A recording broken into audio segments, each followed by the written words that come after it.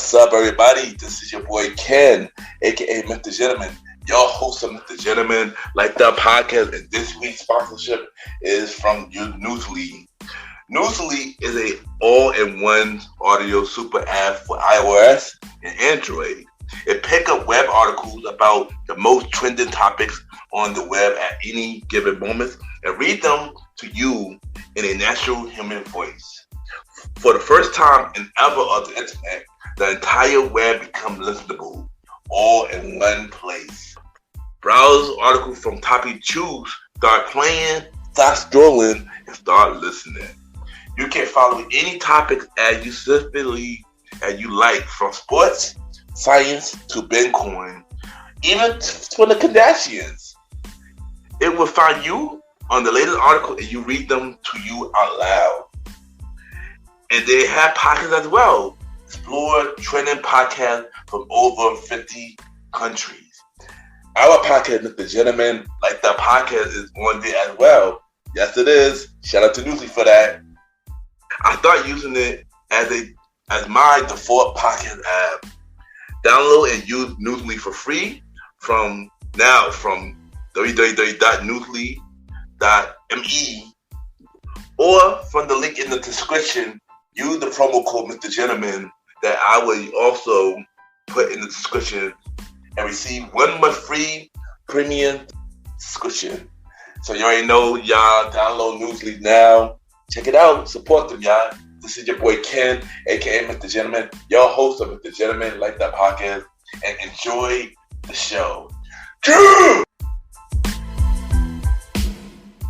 You are now listening to MrGentleman Lifestyle Podcast Season 6.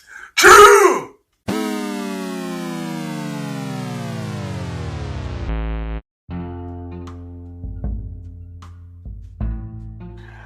Hello, everybody. This is your boy Ken, aka MrGentleman, 1/4 of the Premier Boys podcast, and your host of MrGentleman Lifestyle Podcast. And welcome to another new episode of MrGentleman Lifestyle Podcast. Hope all is well. And I just want to say, I am back. And welcome to the second half of Season 6. Hope all is well. And before I talk about today's episode, I just want to take the time to thank everybody for tuning in to the last episode of MrGentleman Lifestyle Podcast, episode 113, Why I Never Give Up. And I just want to say, that episode was really hard to do, but I thank you everybody that took the time to listen to it and felt that they related to it, because it really means a lot. This episode became the biggest episode this season and the biggest episode this year. The episode was number 1 on Good Pies for 4 days. And I just want to say thank y'all for really showing me love, even when I wasn't here on this mid-season break. So once again, I think y'all really means a lot. So now let's go back to today's episode. So today's episode, we got a new segment called the Top 20 Countdown Show. And if you've been a fan of MrGentleman Like the podcast in season 1, we used to have a segment called the Countdown Show, where at that time I count down my top 10 songs and we played it on the show. But since copyright infringement, I discontinued the Countdown Show. But I decided to bring it back in a little more different format, where we discuss whatever the topic is, whether it's a movie, song, music, and many more.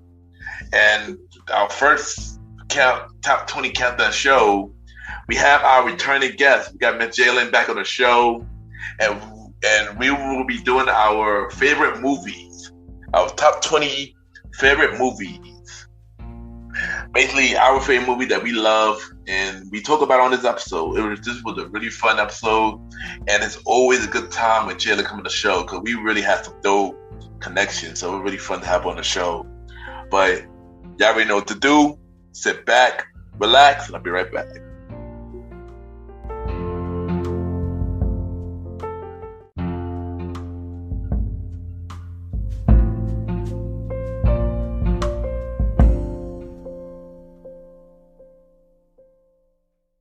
Hey guys, this is your girl Teferette from Kingdom Chats Podcast, and you are listening to the Mr. Gentleman Lifestyle Podcast.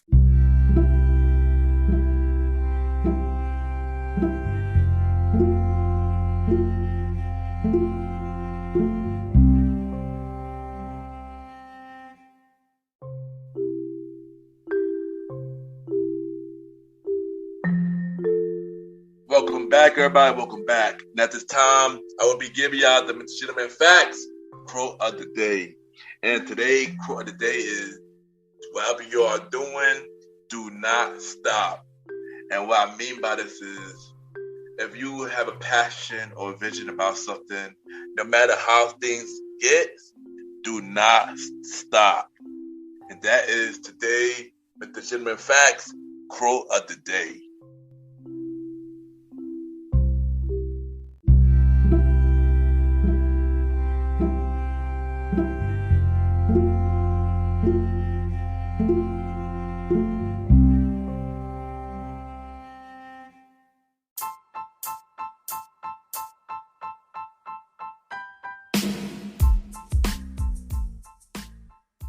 Hello, everybody. This is your boy Ken, aka Mr. Gentleman, and I am the host of Mr. Gentleman Lifestyle Podcast. And this commercial break is brought to you by Mr. Gentleman Lifestyle Podcast.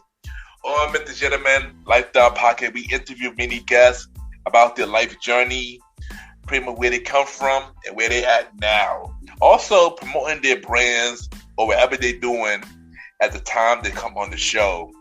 We also have the host talk about personal stories about himself and everything that he's been through.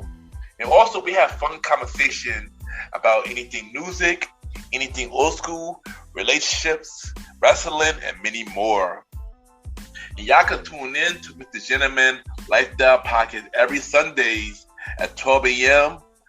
We are also on every Thursdays at 12 a.m. for Spin-Up Series Thursdays, where we have all of Mr. Gentleman Lifestyle Podcast spin-off series all in one day, where we have a conversation about music podcast every first Thursday at 12 a.m.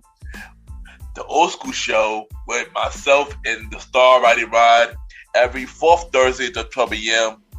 And we have Date Night Talk Podcast with myself and Miss Vanna B every second and third Thursday at 12 a.m. And y'all can tune in to Mr. Gentleman Lifestyle Podcast on Anchor, Spotify, Apple Podcasts, iHeartRadio, Amazon Music, the Pods, and many more. Or y'all can check it out on the official website of Mr. Gentleman Lifestyle Podcast, www.realmrgentlemanlifestylepodcast.com, www.realmrgentlemanlifestylepodcast.com. And tune in every Sundays and Thursdays at 12 a.m. for Mr. Gentleman Lifestyle Podcast. Thank y'all for tuning in to this commercial break of Mr. Gentleman Lifestyle Podcast. Back to your regularly scheduled program. Cheers!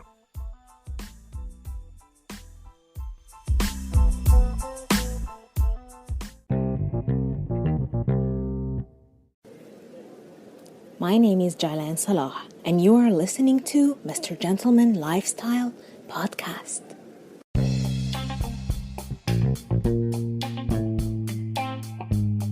Welcome back, everybody. Welcome back. And at this time, I got my special guest. But first thing first, this is the first installment of the Countdown List, where we talk about our top 20 of whatever the topic is.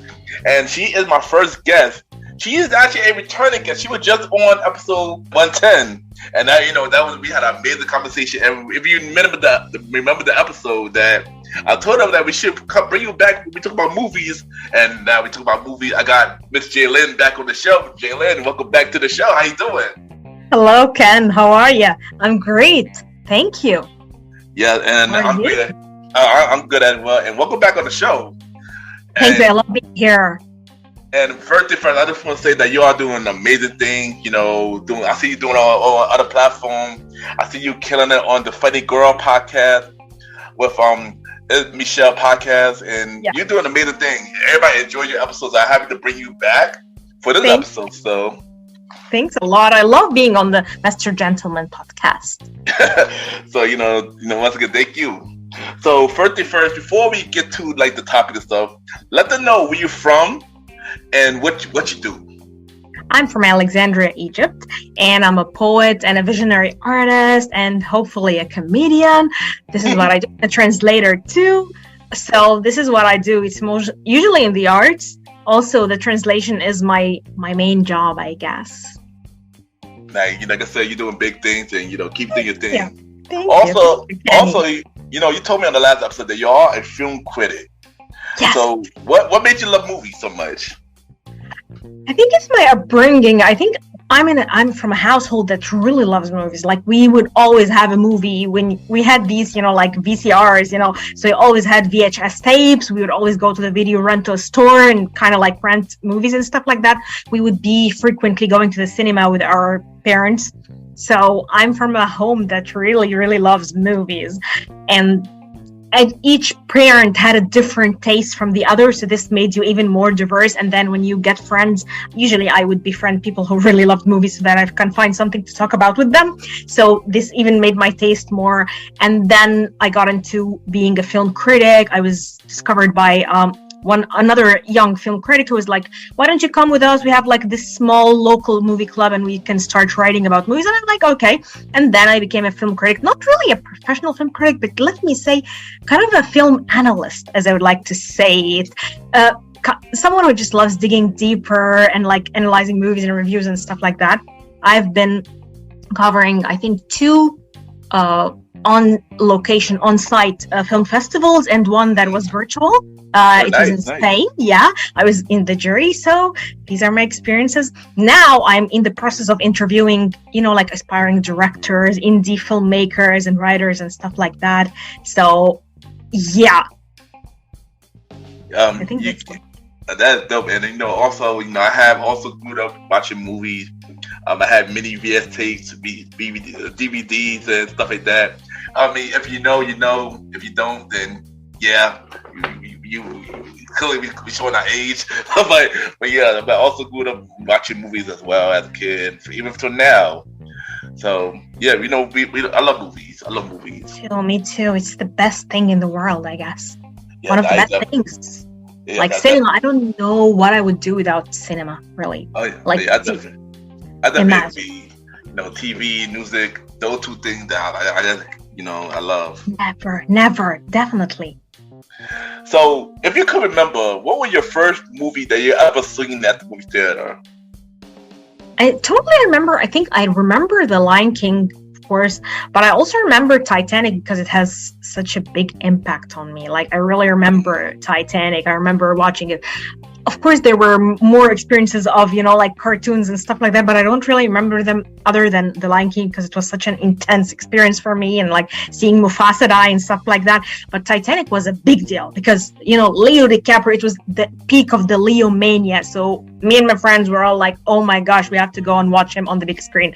And it was kind of a daring movie for us, like, wow, she strips. Oh my God, what is this? And we were so young back then. So it was a big, I think, experience for me. So yeah, that was my earliest experience of being in the movie theater and feeling, like shaken and kind of like interacting with the people on the screen and stuff like that. That is dope. I know for me, I believe it was a Disney movie. It probably either was Beauty and the Beast, The Lion King, or Aladdin. It was one of those 3. I believe it was the first time I've been in the movie theater as a kid. I believe it was one of those 3. Definitely. Definitely, Disney was definitive for us, the classic Disney.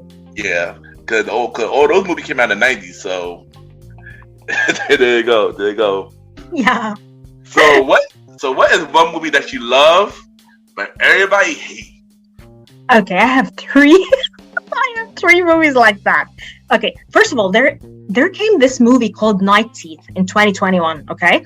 This movie was, I think it was on Netflix. It was about 2 vampire girls asking this really cool guy driver to drive them around LA. I really love this movie so much. And then I found everybody hating on it and kind of like saying, trash. What? I really loved it. First of all, I love the tension. I love the girl, I think Debbie Harry. She's from Disney movie fame, when they had Disney channels and all that. all my cousins were obsessed with it, but I had outgrown this stage, of course. So Debbie Harry, her name is Debbie Harry. Let me check. Yep. Yeah, Debbie Ryan. She's a very cute girl and stuff like that. In this movie, she's a cute adult, I guess.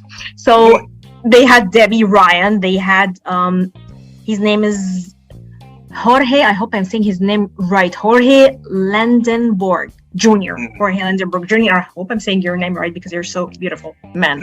So it's him and it's Debbie and it's this third actress. Her name is Lucy Fry. Okay, they're two really, really good actresses and they have different personalities, different looks. And this cool, chill dude who you can imagine, like just smoking pot and not caring a shit about anything, just driving them around, and turns out they're vampires. So it was such a good movie, and they were really. You know what crazy? I had that movie on my watch list, but I never got a chance to watch it.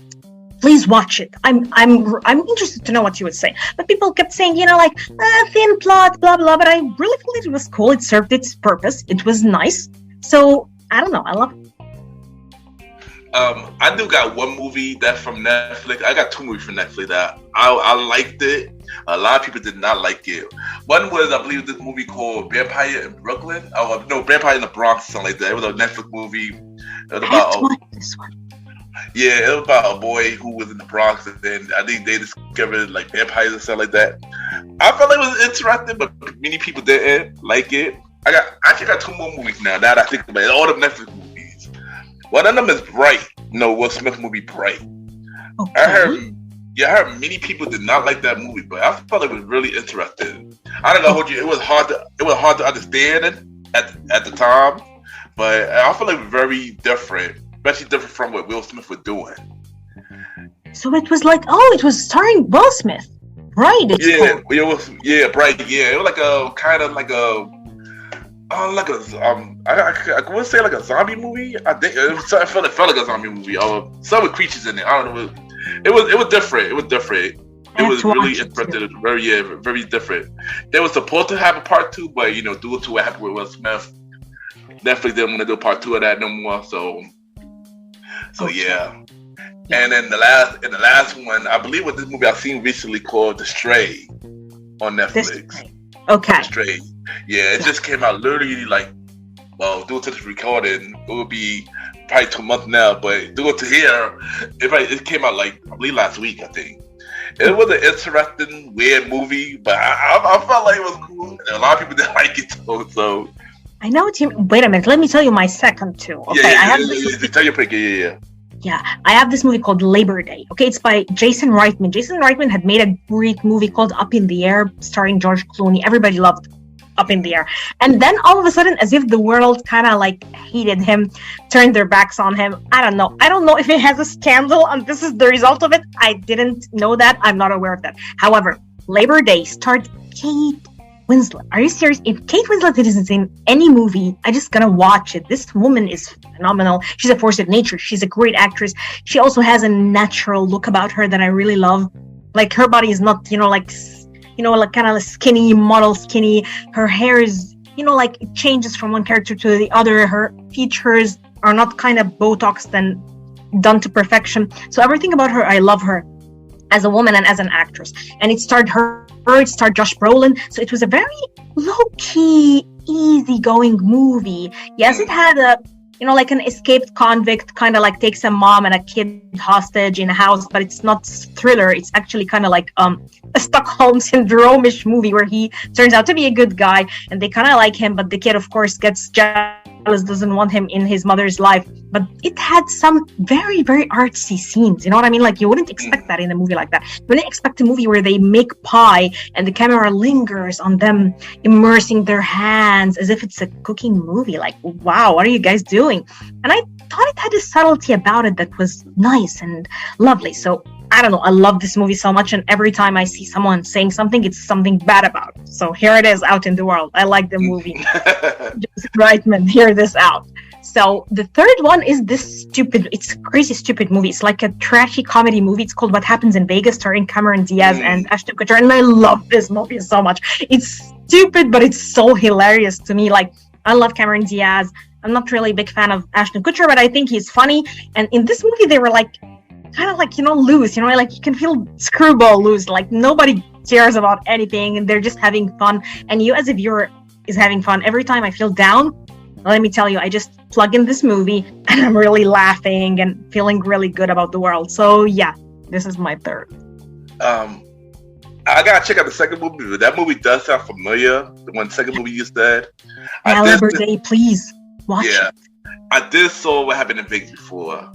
Yeah, I actually like that movie too. I did saw What Happened in Vegas. I actually do like Ashton Kutcher. You know, he always been a funny guy for me. Yeah. Yeah, I think you like him. What are the best movies for you for him? I gotta think. Butterfly Effect. I could feel it. A lot of guys I knew liked this movie so much. Yeah, Butterfly Effect was really good. Definitely. All the guys I knew, I think back then, I think when it came out, people were like, whoa, shit, now Ashton's doing some good work. Yeah, I can feel it. Yeah, he killed it right there. You know, shout out to Ashton. Shout out to Ashton. So speaking of, actor and actress, what is one actor or actress that whenever they have a movie come out, you gotta watch their movie? Like, who? Snipes, man. Oh my God. Love him so much. I know. I'm crazy about Wesley Snipes. Sorry, I don't care. Like, I watched every single movie I think he made, even ones that are forgotten or something. Like, I think there was this movie, Murder at the 1600, and I watched this movie and I loved it so much. It was with Diane Lane, and nobody was talking about it. So they were having this poll on Twitter, like, what are your favorite Wesley Snipes? And like, guys, there are hidden gems out there. Why aren't you watching them? And kept, talking about them. So I guess there was a time I think I was too obsessed with him. I would just tell my dad to get me all the VHS or all the DVDs we can get our hands on back in the day. So yeah, I'm just totally obsessed with him. Whatever he does, I'll watch. Though, shout out to the legend Wesley Snipes. Yeah. For me, actor and actress. Do we got an actress for this list? I think Kate Winslet, definitely Kate Winslet, because she's the real deal. Like, for me, she is my Meryl Streep. Like, I love her more than Meryl Streep. I find her even more daring, and I think she has more capabilities. So for me, Kate Winslet is the GOAT. Nice. Alright, so for me, I gotta think about this. Now, I'm gonna start with actress. For actress, that's I gotta think about this. You got it, Ken. I'm talking about actor. Actor, I call Denzel. A lot of up and coming people. Michael B. Jordan, Accord, Jonathan Majors. I feel like what they're doing right now. They are killing it right now.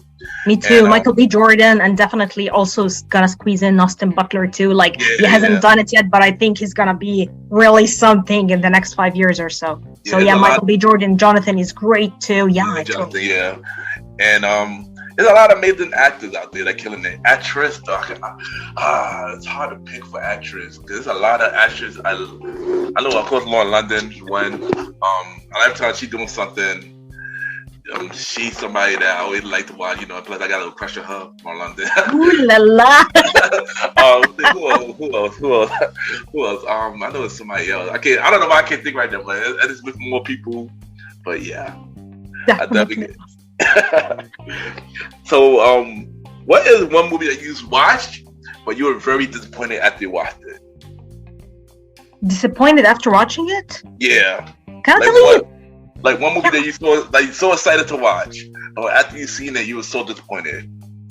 I'm gonna tell you a recent one. Tar. I don't know. I wasn't impressed. Like, yeah, Kate Blanchett did a great role, but I wasn't impressed with the movie at all, and I felt really really, wow, that's so disappointing. I don't know. Like, I saw this article like why Tar should win the Best Picture this year. I wanted to no. Please don't.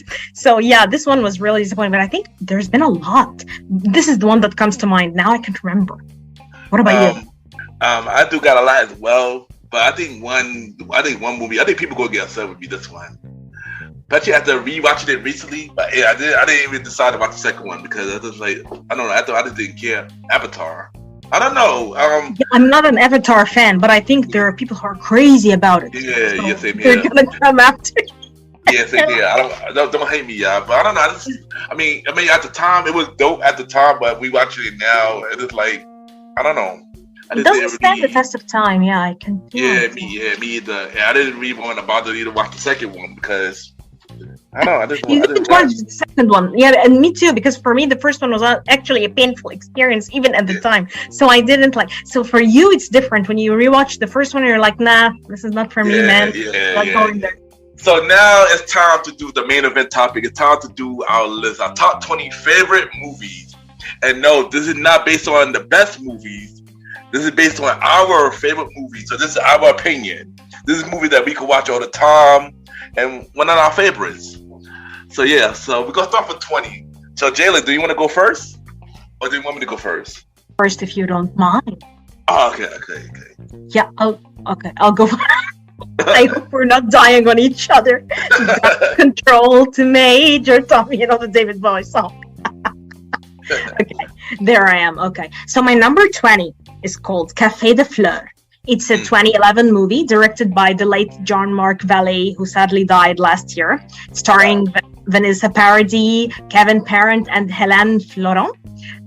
It's a great, beautiful Canadian movie, and it's just filled with music. You can hear all kinds of music. You have The Cure, you have Pink Floyd, you have amazing original scores.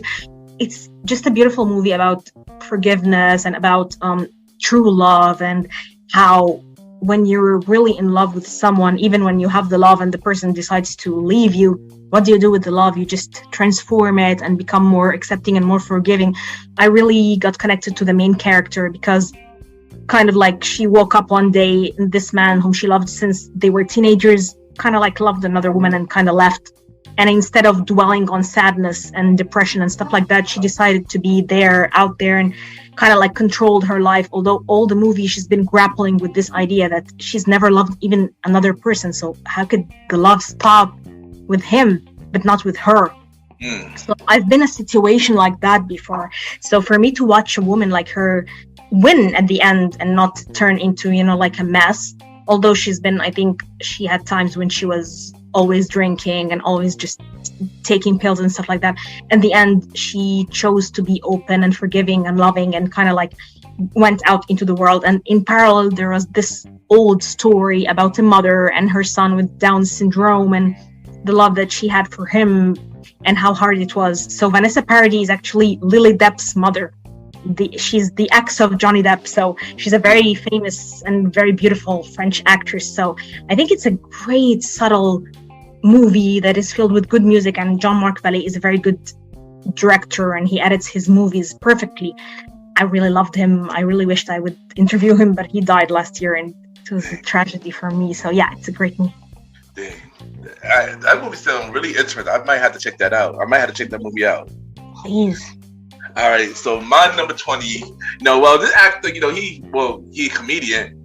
He been killing. He had a lot of amazing movies. Coming to America. He had Beverly Hills Cop. He had 40 Hours. But for some reason, this one movie that he came out with in 1986 was one of my favorite. I believe a lot of people hated the movie. This was actually a part of this movie that I love and people hated it. But for some reason, I love this movie. It's very cheesy, but I love it. The Golden Child. I haven't seen it. Is it good? I gotta watch it then. That you told me. I love Eddie. I love it. A lot of people did not love this movie, and watching it recently, it's kind of cheesy now. But for some reason, I love it. It's basically about Eddie. He's in search of look for a kid, and he goes through many weird situation and fight a demon. So it's a really. I want to watch this movie. I ain't gonna hold you. Watching it, that's funny to watch it now. But I love this movie. This is actually one of my favorite Eddie movies, and I can watch it all the time. So yeah, The Golden Child. I know people could be like, people go out raise their eyes like, "This is your favorite movie?" What do you like? Yes, it is. Yes, it is. It's my favorite movie. Yeah. So, yeah, you gotta check out The Golden Child. It's pretty funny. So I gotta watch it. If it's funny, I gotta watch it definitely. Okay, so what's your 19? Okay, my 19 is Sunset Boulevard. Okay, it's a very classic Hollywood movie, 1950, directed Billy Wilder, starring William Holden, Gloria Swanson, and it's a favorite of mine because I think it gives you a lot of things about aging and about being a woman in general. It's so scary the way they portray her. She acts it in a very crazy and scary and nuanced way. So you can't get your eyes off her, Gloria. And I don't know, I love this movie because I think I'm not really a fan of black and white movies. Like classic movies are not my thing, especially now. But when one is well made, you feel that it's defying time. Like all the Sidney Poitier movies I watch, Tony Curtis, one of my favorites, of course, Paul Newman, James Dean, all those guys. But still, some movies stand the test of time. And this movie is very good noir. It's a very good, even it could be made today. Like you can see it in a recent way. It's not staling, it's not lagging, it's not dialogue boring, blah, blah. So I give it a number 19 in my list. What is yours? Sunset Boulevard. Actually, I feel like I definitely heard. I gotta watch that too. I definitely heard this movie before. Who is that? Sidney Poitier's in this? No, I wish. There's like Gloria Swans, because I love Sidney Poitier. I wish he would be in every single movie out there. He's like, and I find him really handsome too. Like he's just so hot, So there's Gloria Swanson, and there is also William Holden. It's very classic. Okay. You can feel like classic stardom popping into your face out of this movie. So yeah directed by Billy Wilder. He's one of the greatest. I think he's very good. Old director, like he's very good classic director, made one of the best. I gotta add that to my list as well. So number 19, I got this love comedy movie, that came out in 2005. I got Hitch.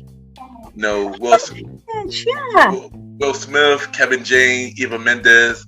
I remember seeing this movie when I was in high school.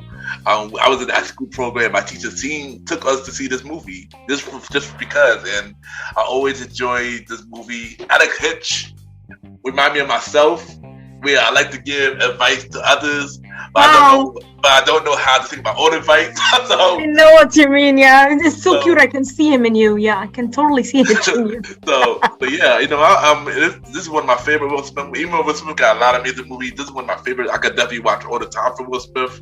Yeah, Hitch, 2005. Definitely one of my favorite movies. That is my number 19. Awesome choice. All right. All right, what's your 18? Okay, my 18 is this recent movie. It's a recent movie, God's Country, 2022. It's directed by Julian Higgins and starring Thandie Newton. He's a great actress. And this movie it's very dark and it's very deep, but it touched me in ways that I felt, I don't know, not a lot of movies touch you like that as a woman and as someone who is not, like it was about a Black woman, and it was about a woman in peril, and it was about rage, and it was about feminism, and it was about a lot of things, when you feel you don't belong to people who consider themselves, like a majority or the superior or, like the ones who get to say what to happen or not. She's this only Black woman in a staff, and all of the decisions get made, and she just wants to voice out her concern and voice out her voice. So I felt that this woman was a lot about, I even wrote an essay about it, because I felt it hit home. Like you can feel it. You can feel a lot of things. There was this conversation between her and one of the men who stalked her in the movie, where she connected with this person over faith. Like they had the conversation in church, where they had similar experiences despite they were rivals in real life. So I like these scenes so much. And she portrayed a great character. I'm so sad they snubbed the movie of any Oscar or whatever. And her acting was superb in this. So I totally recommend it to everybody, because it's a small indie movie and a lot of people should see it. You come up with some hits. I definitely gotta check this movie out now too. Send me everything, and you send me yours, because I have a lot in mind. Oh yeah, I got you. I'm gonna see you on the list after we do this. Yeah, you definitely got some recommendations that I definitely gotta check out now too. So I definitely gotta add it to my list. So my number 18. This was my first franchise that I'm gonna add. I got a few franchises that I'm gonna add to the list. This is my first. The reason why this is 18 only because I wasn't a fan of the third one. And I'm going to go with the Rush Hour franchise. It's Chris Tucker, Jackie Chan. I love this movie because I love their chemistry. They have really dope chemistry and stuff like that. I really enjoyed it. First one came out in 1998. I enjoyed the first one. Even the second one was good. Oh, I was really a fan of the second one. I love the second one more than the first one. Yeah, I know what you mean. Yeah, it's so cool. I love the second one too. It was crazy. Me too. Second one came out in 2001. And I seen I seen the second one in the movies. So I remember my father took me and my sister to see Rush Hour 2, and we enjoyed it.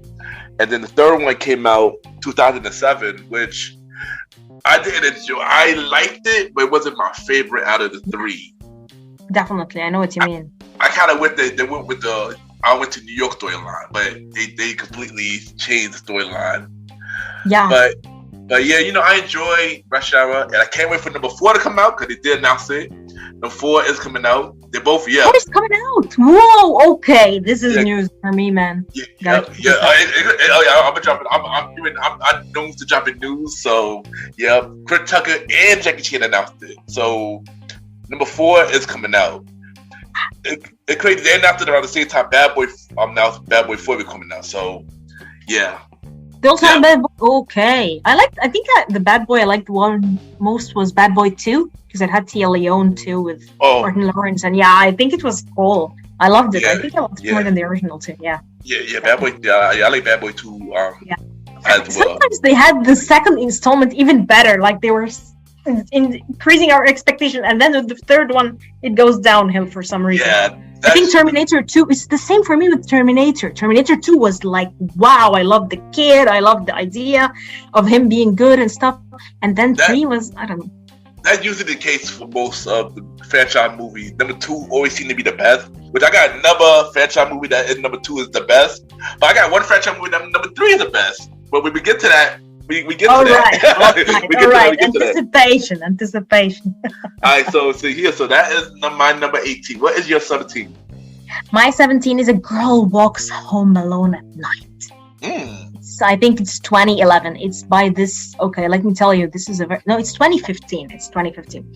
It's a great Iranian movie, but it's like a spaghetti neo-noir western. Can you believe it? About this female vampire girl who walks the streets alone in Tehran, in Iran. I think it's like a fictionalized version of, I think, American City, but I also think she had a Persian city in mind. The director is a female, Anna Lily Amirpour. She's a great director. And this girl, you would expect from the title, something bad is going to happen to this girl. A girl walks home alone at night, but she's actually a vampire. And she's like walking the streets in like this weird, like Iranian garment, which covers her hair and stuff like that. And she's like hunting prey.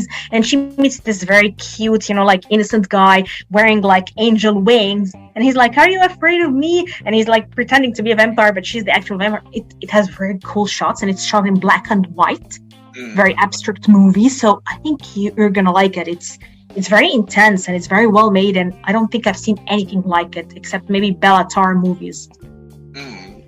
You guys should see me that list, because everything that you explained it make me want to I got to watch this, like, for real. Please, you have to. I think I have a lot because I'm a movie buff. I'm crazy about movies. You are. You find me all the time. The next time when it comes to a movie that I need to watch, I'm gonna come to you because you come to the expert. Yes, definitely. All right. So my number 17. This is probably my only current movie that I have on the list. This came out last year, November of last year, and also will be the last movie I've seen in the movies. Okay.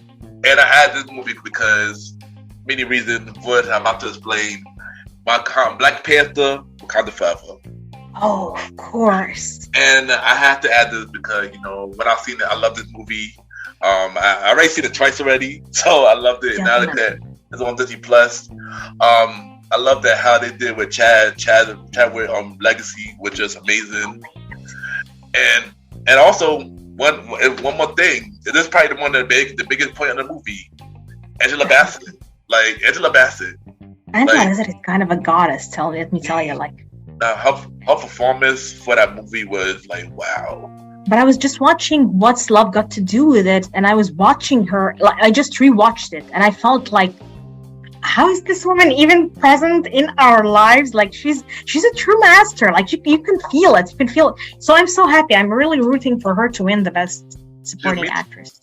Me too. And and when this episode dropped, the Oscar will already be passed already. So I'm already hoping we manifested it that she would win for supporting actress because she deserved it. She deserved it. She never won. She never won one, which is very disappointing. She didn't win for What the Love Got to Do with It. Crazy. What were they thinking? I mean, come on. I gotta do a thread about it. Yeah, but Angela Bassett got to win. I want her to win. She killed this. She killed this role. It was very emotional. She pretty much took what Ryan Coogler probably told her to say, like, put your emotion. Think about Chadwick. Put your emotion, and she did just that. Everybody did amazing in this movie, though. But Angela Bassett, though, she's Louise, man. And I'm looking forward to the spinoff series for Black Panther. I'm looking forward to number 3 for Black Panther. Definitely. Yeah. We are all waiting. Yeah. Wow. What a choice. Yeah. You go. Only reason this movie is so low because it's super kind of new. So yeah, that's the reason why it's so low. But yeah, that's my number 17. I think if I seen it more time, it would be a way higher than this. Definitely, yeah. I can tell. All right, number 16. All right, number 16. Okay, this one is really dark. I'm gonna kill you with my darkness. I can feel like every time I'm like, this movie is really dark, and I swear I have lighter movies, but this movie is like really dark. It's called Two Women. It's Italian movie. It's by one of the legends. She was one of the most beautiful women, Sophia Loren, and also starring John Paul Belmondo, who is a French actor. But this movie is about, like the horrors of war and what it does to women. It's in 1960, I think. Wait, let me see. Yes, 1960, directed by Vittorio De Sica, who is one of the best neorealismo, like the new realist movement in Italy. They had this amazing Italian realist movies back in the 60s, and it's a very good movie. It's very painful to watch, but it's really about the horrors of war and what it's like to be a woman and a mother. And movies like this make me feel, like much more alive, even though sometimes they're hard to watch, but you get in touch with, just like what I told you with God's Country and stuff like that. Like, these movies take you into dark places, but at the same time, they make you feel like I'm a woman, I'm alive, I'm here, and I really want to watch more about other women out there. So yeah, it's definitely on my list for that reason. Interesting choice.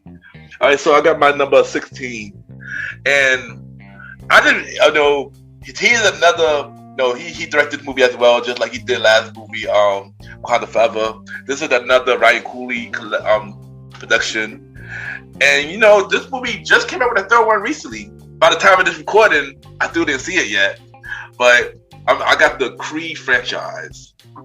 Oh, which one did you pick? I picked the franchise. The whole franchise, right? Yeah, I know what you mean.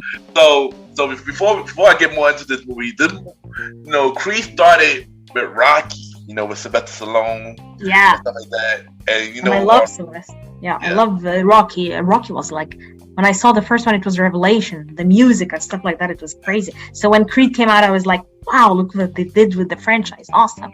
I agree. And, a backstory, of course, Rocky and Creed went against each other. I believe it was, I want to say the third one. I think the second or third one, they went against each other, Rocky and Creed.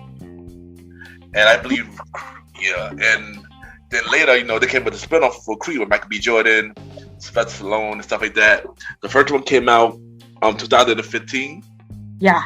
And the second one came out 2018. Yeah. And I enjoyed both of them. Of course, I enjoyed the first one even more than the second one. Me too, by the way. I love the first one more. Yeah. The second one wasn't bad, but I guess maybe it was the villain choice, maybe. Maybe I just wasn't feeling the villain choice, but I don't know, like for me, I think the first one was great. I think mainly because it was revolutionary. Like for me, it was really good. Like it was very well made, and I liked the idea of them together. But then the second one came, and maybe my expectations were too high, and that's why I felt a bit disappointed. But I'm waiting for Creed 3 because it has Jonathan Majors, right? Yeah. Yeah. So this one I have high expectations for. So they better make it up to my expectation. I haven't seen it yet, like you. So I mean, Creed 3, about due to the recording, Creed 3 literally just came out yesterday. Yeah. It wasn't recorded, it came out yesterday, but hopefully by the time this is out, I probably hope I've seen it by now. Also, of course, Tessa Thompson's in here. The legendary Felicia Rashad is in here. Yeah. Jonathan Majors in the third one. I'm looking forward to the third one. I already hear reviews already about the third one. Yeah. This is the best Creed Out of the franchise. That's what I heard so far. They're killing us. They're killing us. We have to watch, Ken. We have to watch it. I definitely gotta watch it. Hopefully by this episode's out, I've seen it already. Hopefully you've seen it as well. And we could talk about it. Definitely. We have to have a creed, like we can talk about the franchise itself, kind of like analyze it and stuff like that, because I'm a big fan. I'm happy. I'm a fan of this movie too. So, Creed franchise is my number 16. Yes. All right. So, what's your number 15? Alrighty, there we go. Let me see. What's my number 15? Okay, it's a very smart, mind-twisting movie. It's called In the House. It's directed by Francois Ozon, and it's starring a group of French actors and Christine Scott Thomas. Okay, In the House is a very, very, like these movies that are crafted like a puzzle. And it's also a great movie. If you're a storyteller, it's about the power of storytelling, how storytellers can manipulate you, how they can trick you into stuff, how they can fool you, how they can play with people around them. And it's this young actor. I haven't seen him in anything else, but he was so good in this movie. He kind of like inserted himself into the lives of everybody around him, and it's like a movie with little gossips here and there. So it's a very well crafted movie. I like movies like that. And it also had a great soundtrack, a great piano soundtrack. I love movies where the soundtrack kind of rules, because it makes me more connected, I think, to the action on screen. So yeah, it's one of my favorites. I love it, and I haven't forgotten about it. Sometimes I just see clips from now and then because I really loved how they were done. So yeah, this movie. This movie sounds really familiar. This movie sounds really familiar. Yeah, I'm sure if you saw a scene or the poster, you will know it. Because it's a very famous French movie, kind of like I think it's widespread, kind of like Amélie, like Amélie Poulain. It's a very widespread French movie. I think it has the similar vibe. I'm added to another movie I got to add to my list. Yeah. All right, so my number 15, this is a classic movie. This was made in 1993. I got Miss Doubtfire. Robin Williams, Sally Field. Pierce Brosnan was really amazing. Yeah, and this is one of my favorite Robin Williams movies. This is really funny. I seen this as a kid. I believe I seen this at the movies. But then later I got the tape later. So yeah, this is one of my favorite. Tape too. Yeah, we had it at home, and we would watch it a lot. Me and my sister, because we loved it so much. Me and my sisters too, so yeah, I can relate to it as well. Yeah, I love this movie, and rest in peace to the legend Robin Williams. I do got a fun fact. I met Robin Williams one time. How was he? Was he nice, or was he reserved? No, it was mad. His thing was it was mad random. It was 2009. I was in the city, just walking around the city randomly, and I see Robin Williams running, walking real fast. I'm like, Robin Williams. He waved high. He looked like he was in a hurry. He waved high, looked happy, and then walked off. He would say hi to everybody, and walked off. I'm like, oh wow. Really? So, wow, this is so cool. Yeah, this is like 2009. So it's very fortunate that he. Yeah, I know what you mean. Of course. I can't believe it sometimes. I feel really bad that he found it so hard to go through this world like that. He gave us the beauty and the gifts of fun and comedy, and yet he carried all this pain. Sometimes it's just. I know it's a lot. And all we can do is continue to the legendary Robin Williams legacy. So and just keep his legends alive by watching and stuff like that. Yeah, definitely. I know what you mean, but I love Mrs. Doubtfire. Of course, it's a definitive moment in each, I think, 90s kid childhood. We all watched it. We all loved it. We all loved him. Yeah, and the sad part was it was supposed to be a part 2 before he died. Yeah, it was supposed to be a part 2, but it never happened. But damn, because I don't know. Yeah. This poor guy. I love him. All right, let's get to number 14. Okay, my number 14. Yeah. Yes, look, it came last year too. It's a very recent movie, and I think you must have heard about it because there was a hype about it. It's Decision to Leave, directed by Park Chan-wook, and it's a very well-made neo-noir. But what I liked about it, first of all, you could feel this guy keeps attention to detail. Every single thing put into the movie was put for your eyes, for your senses. There were details, there were shots the female character was amazing. And I think I had found some similarities between it and between another neo-noir movie like Basic Instinct, which was in the 90s.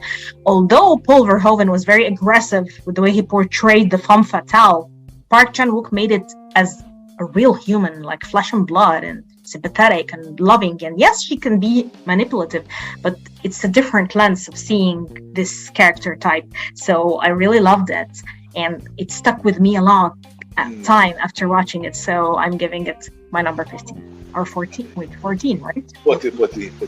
Okay. Nice. So my number 14, I got a classic from 1994.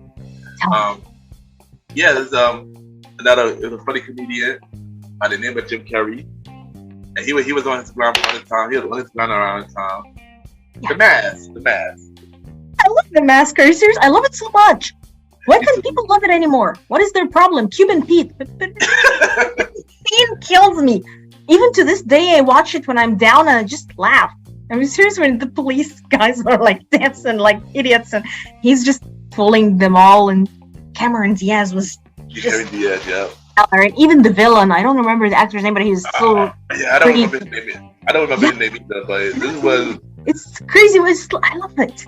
You have a lot from my favorite movies growing up and being, like a wild kid, just having fun with movies. I totally get it, Ken. Yeah, me too. I've seen it at the movies when I was younger. This has always been a favorite movie.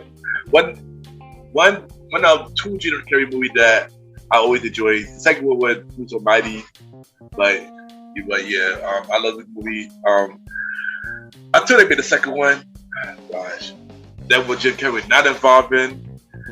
Son of the Man with Jamie Kennedy. I wish we got an original sequel from Jim Carrey instead of Jamie Kennedy, but yeah. There was a sequel? Are you serious? The Mask 2? Ew, I didn't watch that. They did. It was with Jamie Kennedy. Yeah, it wasn't Jim Carrey though. Oh no. They wanted to make one with Jim Carrey, but he turned it down. Yeah, maybe he didn't find potential in it. Probably. Yeah. Did you watch the sequel? Was it good? Oh no, I didn't bother. I heard it did really bad. It was really bad. better that we ignored. Yeah. Went under the radar for us. I like it's the number 13. Your number 13. My number 13. Oh, yeah. Let me see, Ken. Oh, yeah. Okay, so now I'm giving you movies from all over the world. This 13 one is called Goodbye Lenin. And it's a great German movie. Why? It's directed by Wolfgang Becker. And starting, you see this actor, he's in many American movies, Daniel Brühl. I think he was in Inglourious Bastards. He was the one bothering, like the Shoshana character. She was amazing, the Jewish girl. He was bothering her. He was the German officer bothering her. But Goodbye Lenin is a beautiful film. Why? Because it's about this boy who went into prison and then came out and his mother was in a coma. And to her, Germany was still in a certain state. So when she woke up from the coma, they were like, her heart is so weak, so you cannot tell her whole world changed. So the idea of trying to keep your mother's world intact because you're afraid you would lose her and because she's not accustomed to a new world, and the lengths he would go to just keep some products that are not being produced anymore, clothes, hiding news, hiding, even the world demonstrations. It's an amazing movie to watch if you have, like a certain immense love for a parent or someone in your family. It's a very also emotionally tugging movie, and also the soundtrack is beautiful, piano played throughout, so I recommend it to everyone. It's a very intense movie, but also made really quirky, really funny. So yeah, Goodbye Lenin. Jalen, that is a good pick. That is a really, really good pick. And like I said, that I really need to. I need all your lists. I need everything for your list. I gotta check it out. I really gotta check out your list. Thank you, Ken. You have to. So now we on to my number 13, which is it's a movie. This was pretty much my first rated R movie. And I was really young when I see this movie. But of course, a lot of people love this movie. I got Soul Food. Okay, I love Soul Food. Love it. Yeah, and it's about family, and of course it got some drama in it. But me watching this as a kid, it was because it was my first rated R movie, and it was a really good movie. Wow, that's a moment for you. That's a moment. It really was. Yeah, it really was. And later, because this movie came out 1997, and then like a year later, it came out with a show that came on HBO. Oh my God, I haven't seen the show. I haven't seen it. Wow. I watched clips of it, but I didn't really follow the show. But this movie is really good. And a lot of family, not just black family, I feel like a lot of family could relate to it because, everybody could relate to everybody having Sunday dinner, with the family. I mean, definitely. I totally mean it. Yeah, it has this comfortable, like warm mood. And it also has a lot of the bickering that happens with the family. So I feel like a lot can relate to it, especially when you have a big family or a rich family life or whatever. Yeah, but random question, Jaylan. Did your family have like a family dinner on Sundays? Not on Sundays. On every okay, it's in Egypt here. It's on Fridays. Like the big family dinner would be on Fridays. So yeah, I can feel all the mood. Everything that you say is something I can relate to. We would have it with the extended family. Even like when I was little, I would go to my grandma or my grandma on my mom's side, and my grandpa, or my grandma only on my dad's side. So we would have this big, like family dinners, like Friday dinners, not Sunday dinners. We would have them. Yeah. Well, that's dope. That is really dope. I mean, of course, my family, me, my mother, father, and my sisters. Yeah. We did have family dinner like every Sunday, and it was always a good feeling. So definitely, and like I said, Soul Food was a really good movie, and that is my number 13. So Jaylan. Oh yeah. So what you got for your number 12? Okay, my number 12 it's an amazing. I think it's an independent film, but it's also now considered one of the greatest female performances of all time. A Woman Under the Influence, 1974, directed by John Cassavetes, starring himself and his wife then, Gina Rowlands. Gina Rowlands was spectacular in this film. She eats anybody in front of her. She's like the GOAT, like she's the greatest.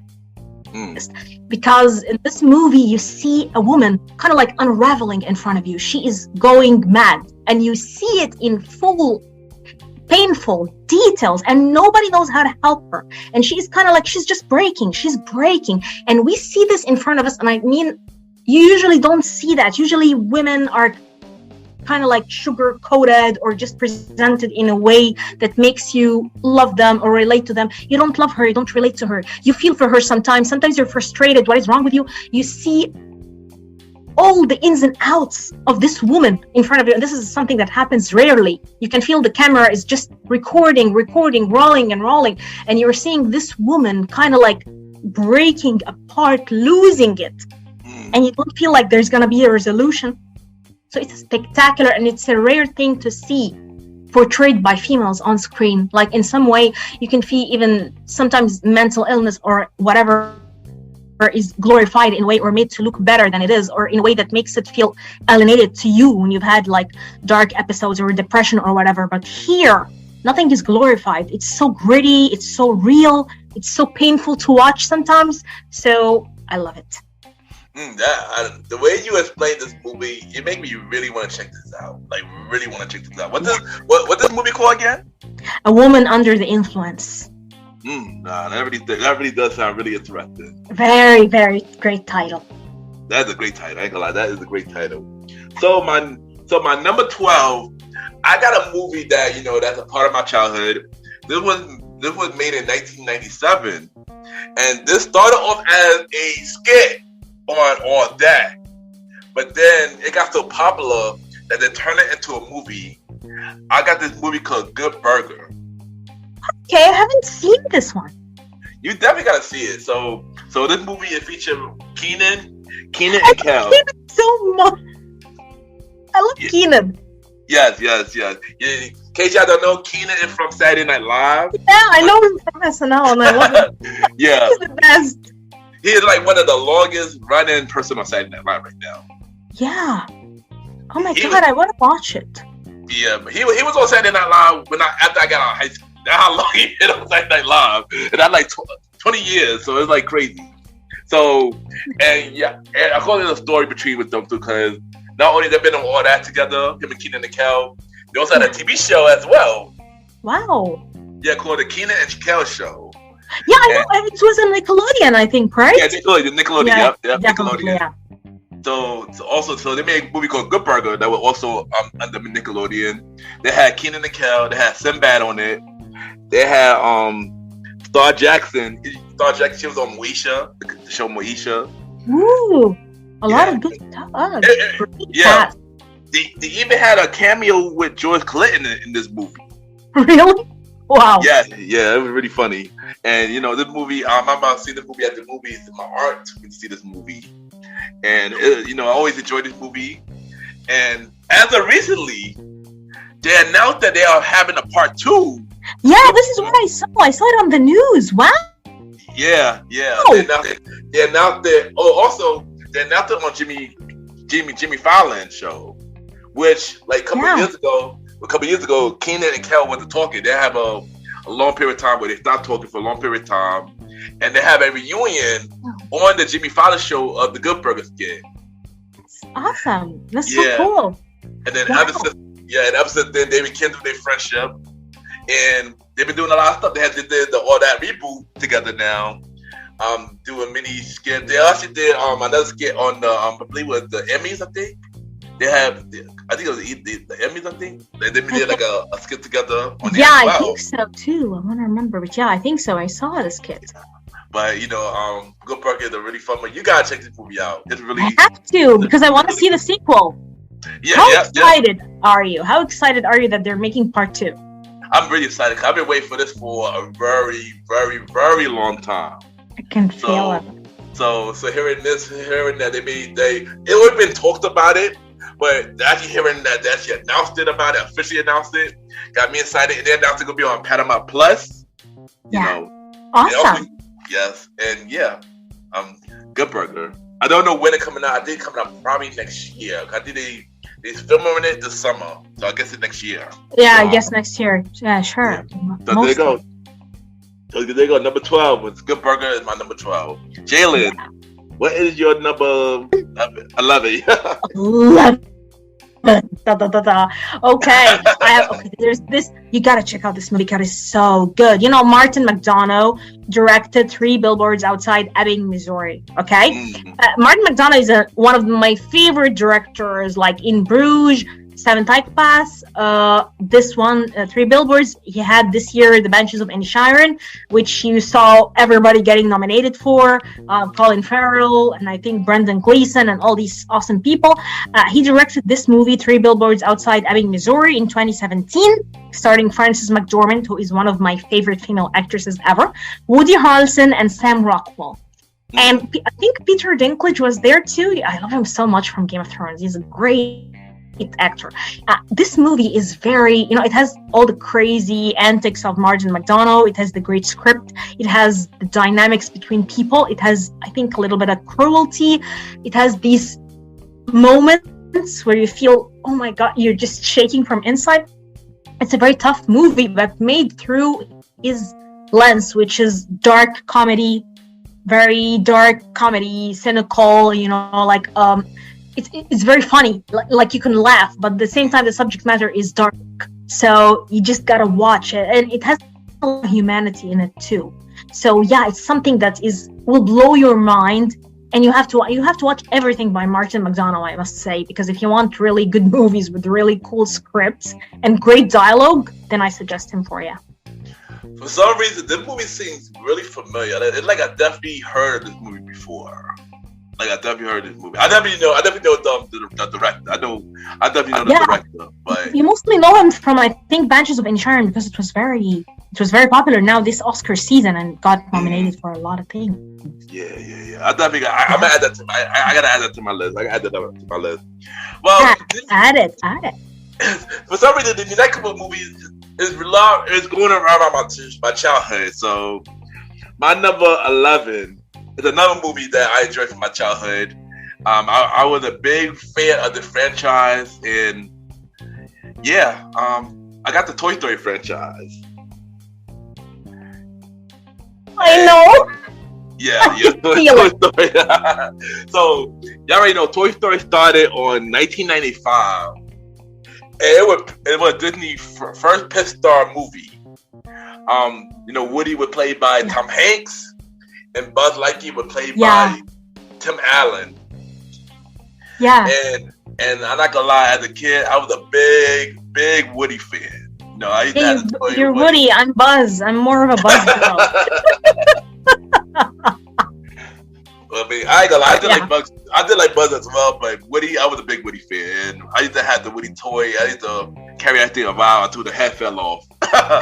So I know. Yeah. Oh my God!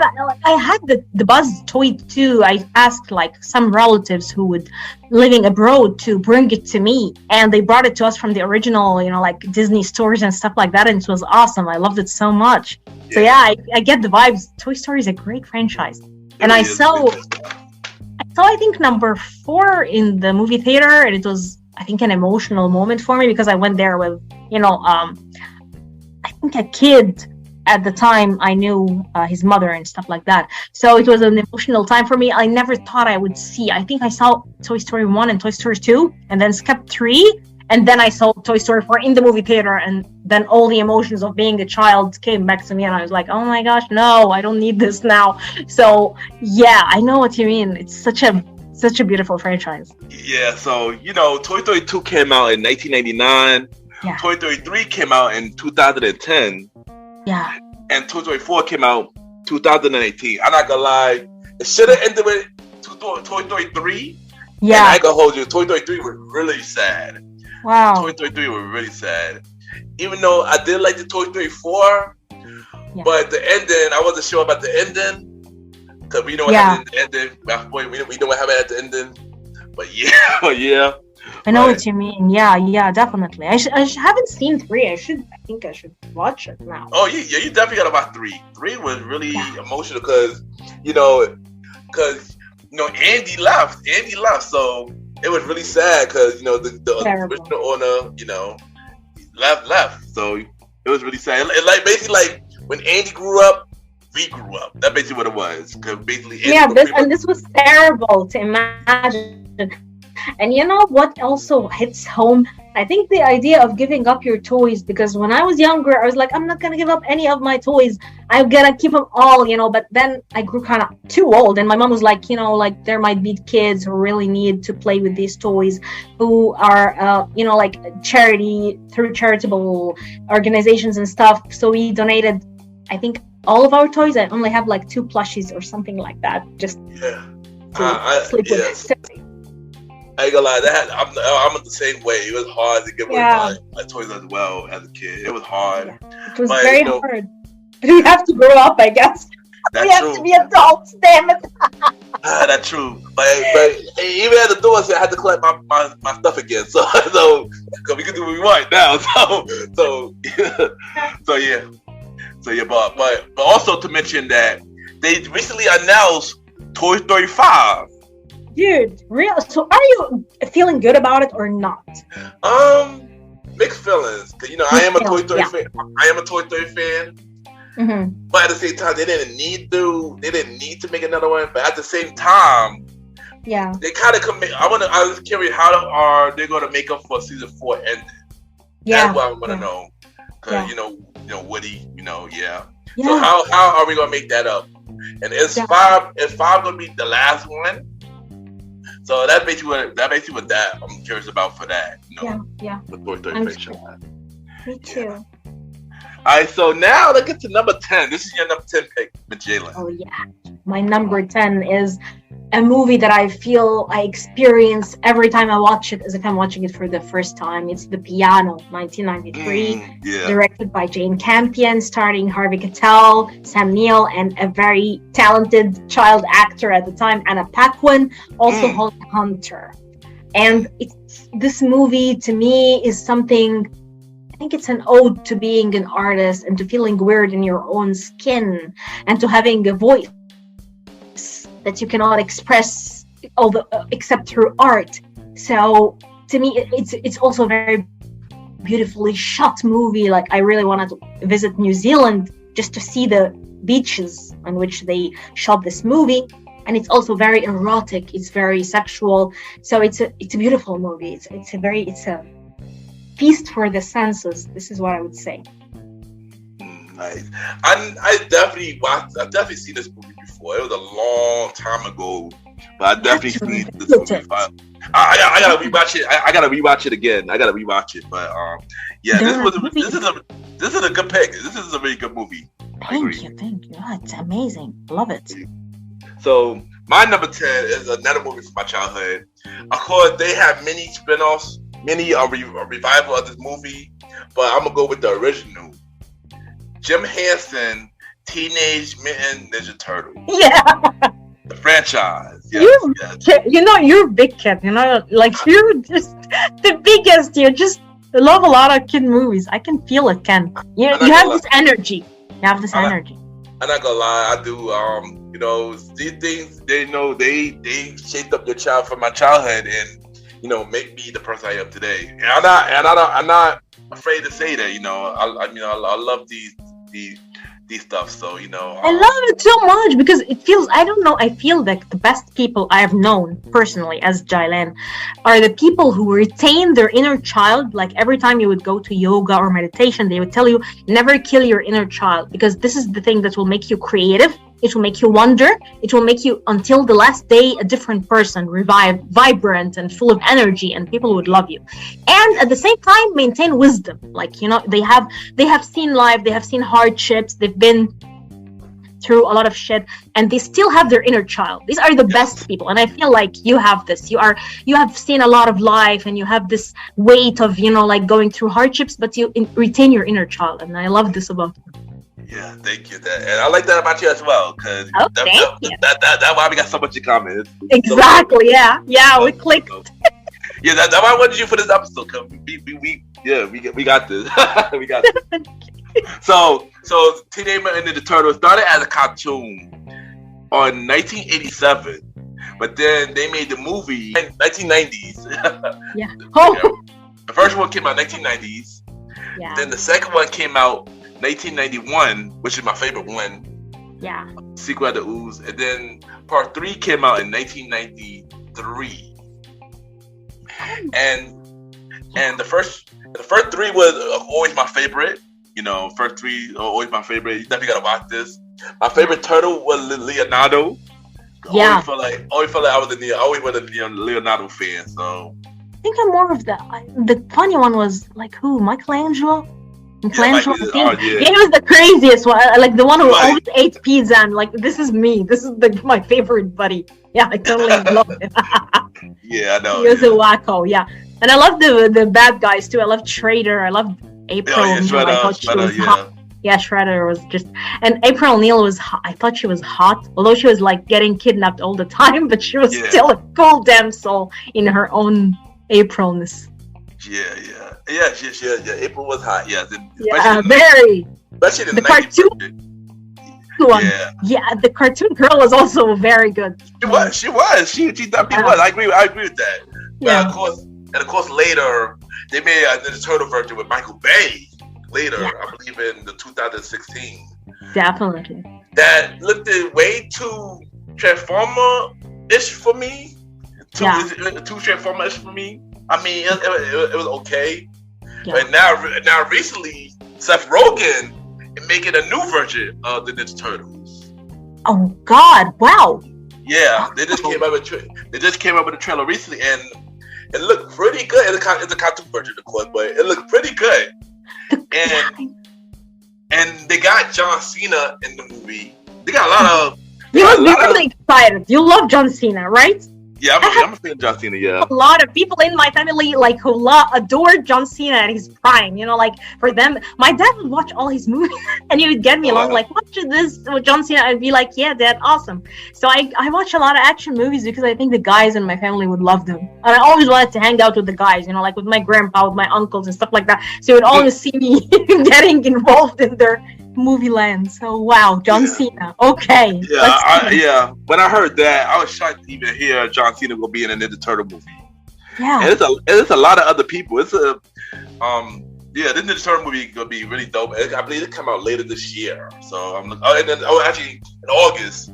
It come out in August, so I'm looking forward to it. The trailer's out now. But Yeah. but before you do that, you gotta check out the classic Ninja Turtle movie. You know, part Exactly. 1, Of course. part 2, and Because part I 3. only watched the cartoon. I think I watched one of the classics. I think I watched like 2 or 3. I'm not sure. But what I was really crazy about when I was a kid were the cartoons. I would wait for it. And they had them dubbed in Arabic. You cannot imagine. April was called Nisan. And we had a lot of shit. Yeah. And I think Shredder was called Faram. Like we had a crazy dubbed version of it. But we also, my sister and I loved it too. Like we would love the English version and the Arabic version. It was crazy. I really gotta hear the. You have to. I'll send you a clip.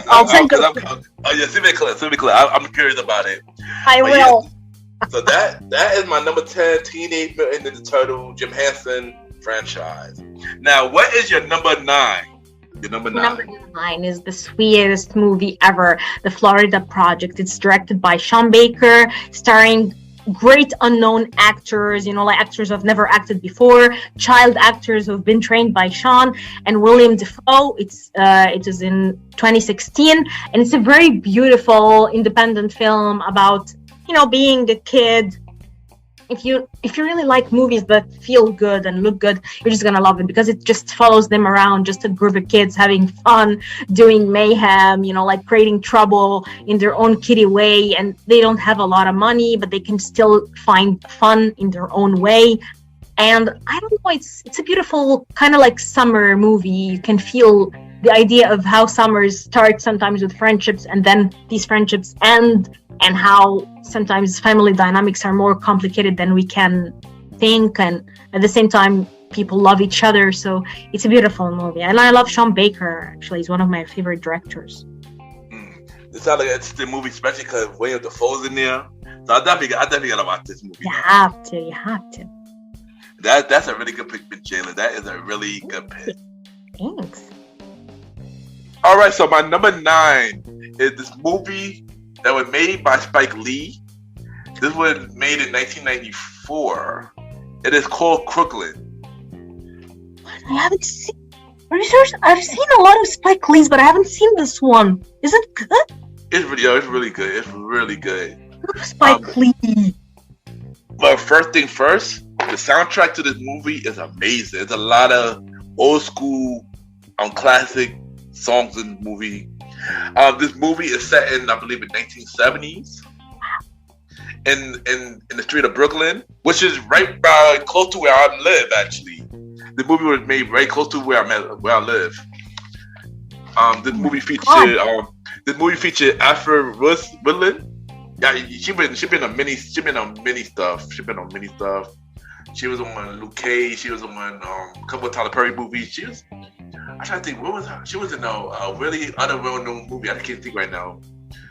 Also, Delroy Lindo. Okay. Also, Delroy Lindo. Yeah. He was in a couple movies. I think the last recent movie he was in was this movie on Netflix was made by Spike Lee.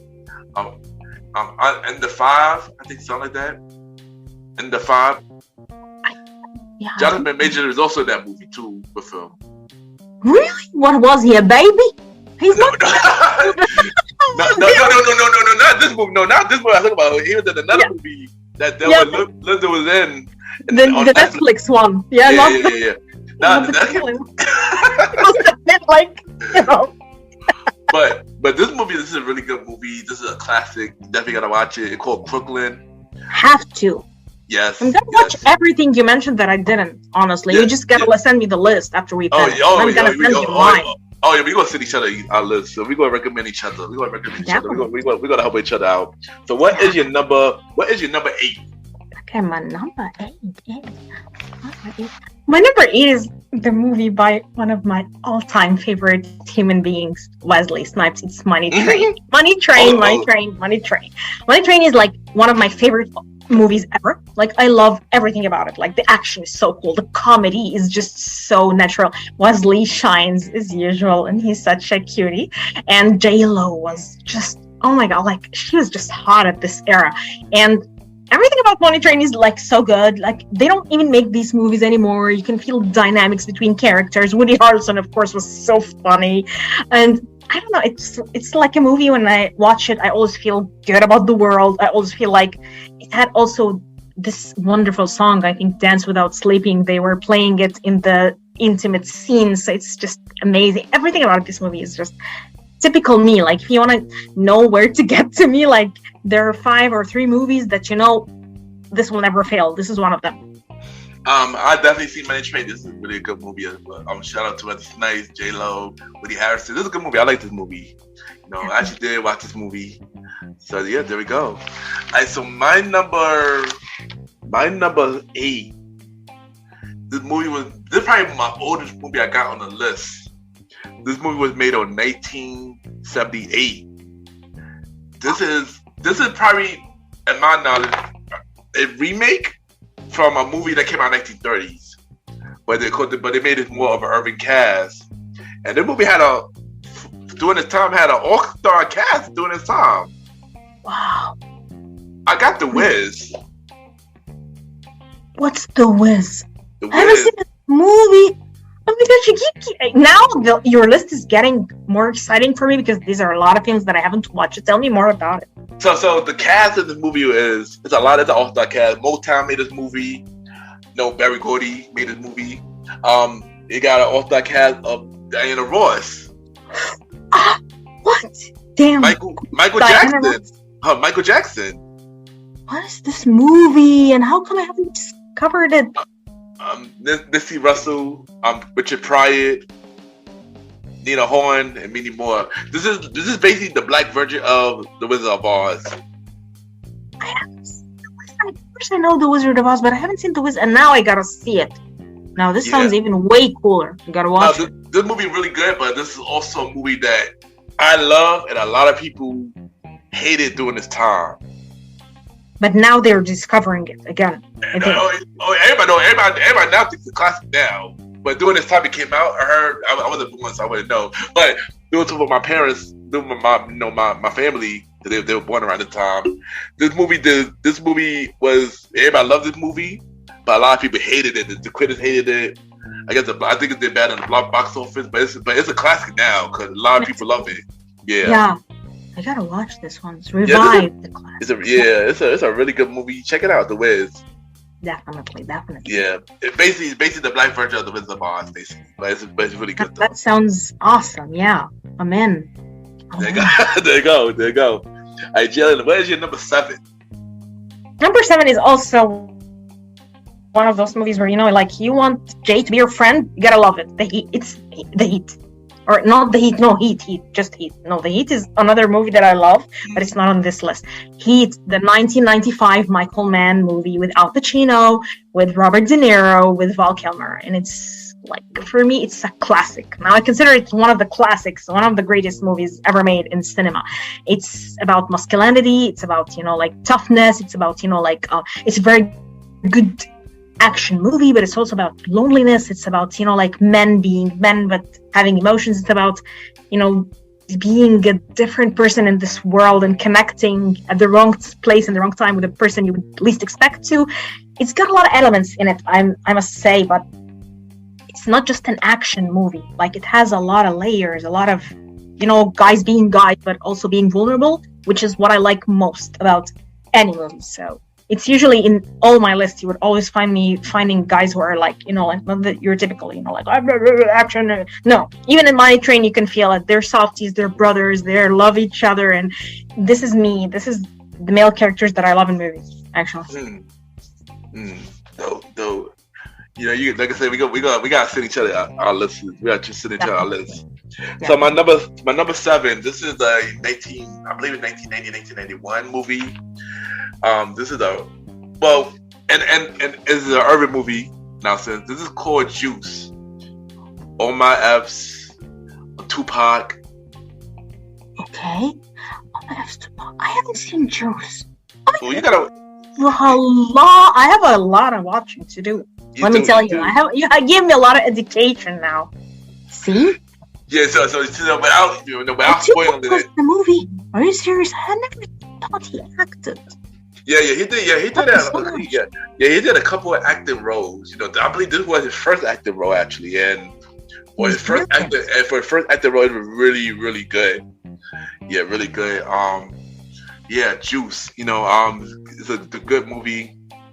Yeah, this is really. you gotta check it out. Watch this one, man. You gotta be awesome. Now watch them one by one. Like I have the Ken's recommendation list for Jay. Like the craziest. Yeah, but I'm gonna warn you, they are explicit. So yeah, but these are classic movies in the '90s. So yeah. Exactly. Yeah, the definitive '90s list. Oh la la. Right. Yeah. So what is your number 6? We are almost done. Oh, the anticipation is building up. Okay, my number 6 is Moonlight, directed by Barry Jenkins, 2016. It's Drell Jerome, one of my all-time favorite actors whom I wish I would see more. Travanti Rhodes. We have Mahershala Ali and even Janelle Monáe, who is now killing it. She's such a wonderful. She was great in Glass Onion. Yeah. This movie is beauty defined. Like for me, it's one of the most beautiful movies ever made. Like it's spectacular in everything: the dialogue, the scenes, the music, the composition. You can feel the camera. Like even director-wise, it's brilliant. Everything about it is beautiful, and the characters, of course, are amazing. So yeah, Moonlight has a great place in my heart, and it's a movie that I go back to every day. I definitely see this movie once, and this was a really good movie. Shout out to them winning the Oscar for this movie, because even though at the time I didn't see it, I was happy when it won. Because I was happy when it won. So I know what you mean. Definitely. It's that movie actually that is even bigger than the Oscar. You know, like it's a great movie that you feel it stands the test of time, and it's going to cement itself even further. So kudos to it. Haters be hating. All right, so my number 6 is another classic movie that was made in the 1990s. It's another movie called Boys in the Hood. I love Boys in the Hood, but it breaks my heart. I know. I love it, but it's just so. I love it so much. I love Boys in the Hood, of course. Me too. Of course, we had Cody Jr. in here. We got more Chestnut. We got Leon Long in here. We got Ice Cube in here. Ice Cube is a babe. I love him. Yeah, and this was a really dope movie. This movie was made by John Singleton, which he was an amazing director, rest in peace. And yeah, this was an amazing movie. This is a movie I can say changed black cinema in the 90s. Definitely, of course. Changed black cinema in the 90s and stuff like that. That made many movies to this day. Like it made it Juice. It made it a lot of the 90s classics that where they are today. And we gotta give John Singleton his flowers, you know, even though he's no longer with us, but he made an amazing classic with this movie. And shout out to everybody that's in this movie, because they all do amazing things now. Wonderful. Morris Chestnut doing an amazing thing. Neil Long doing an amazing thing. Ice Cube definitely doing amazing things. He's the guy. He's the guy. I love Ice Cube and all his things. Even I just see later on funny movies and stuff, and I love them. I watch them all because I love them so much in Boys in the Hood, so I kept watching him. Yeah, definitely. It's a movie that breaks my heart, but it's a beautiful movie. Classic. So now we are at the top 5 favorite movies of our favorite movies. The top 5 of our favorite movies. So Jaylen, what is your number 5? Number 5 is The Crow.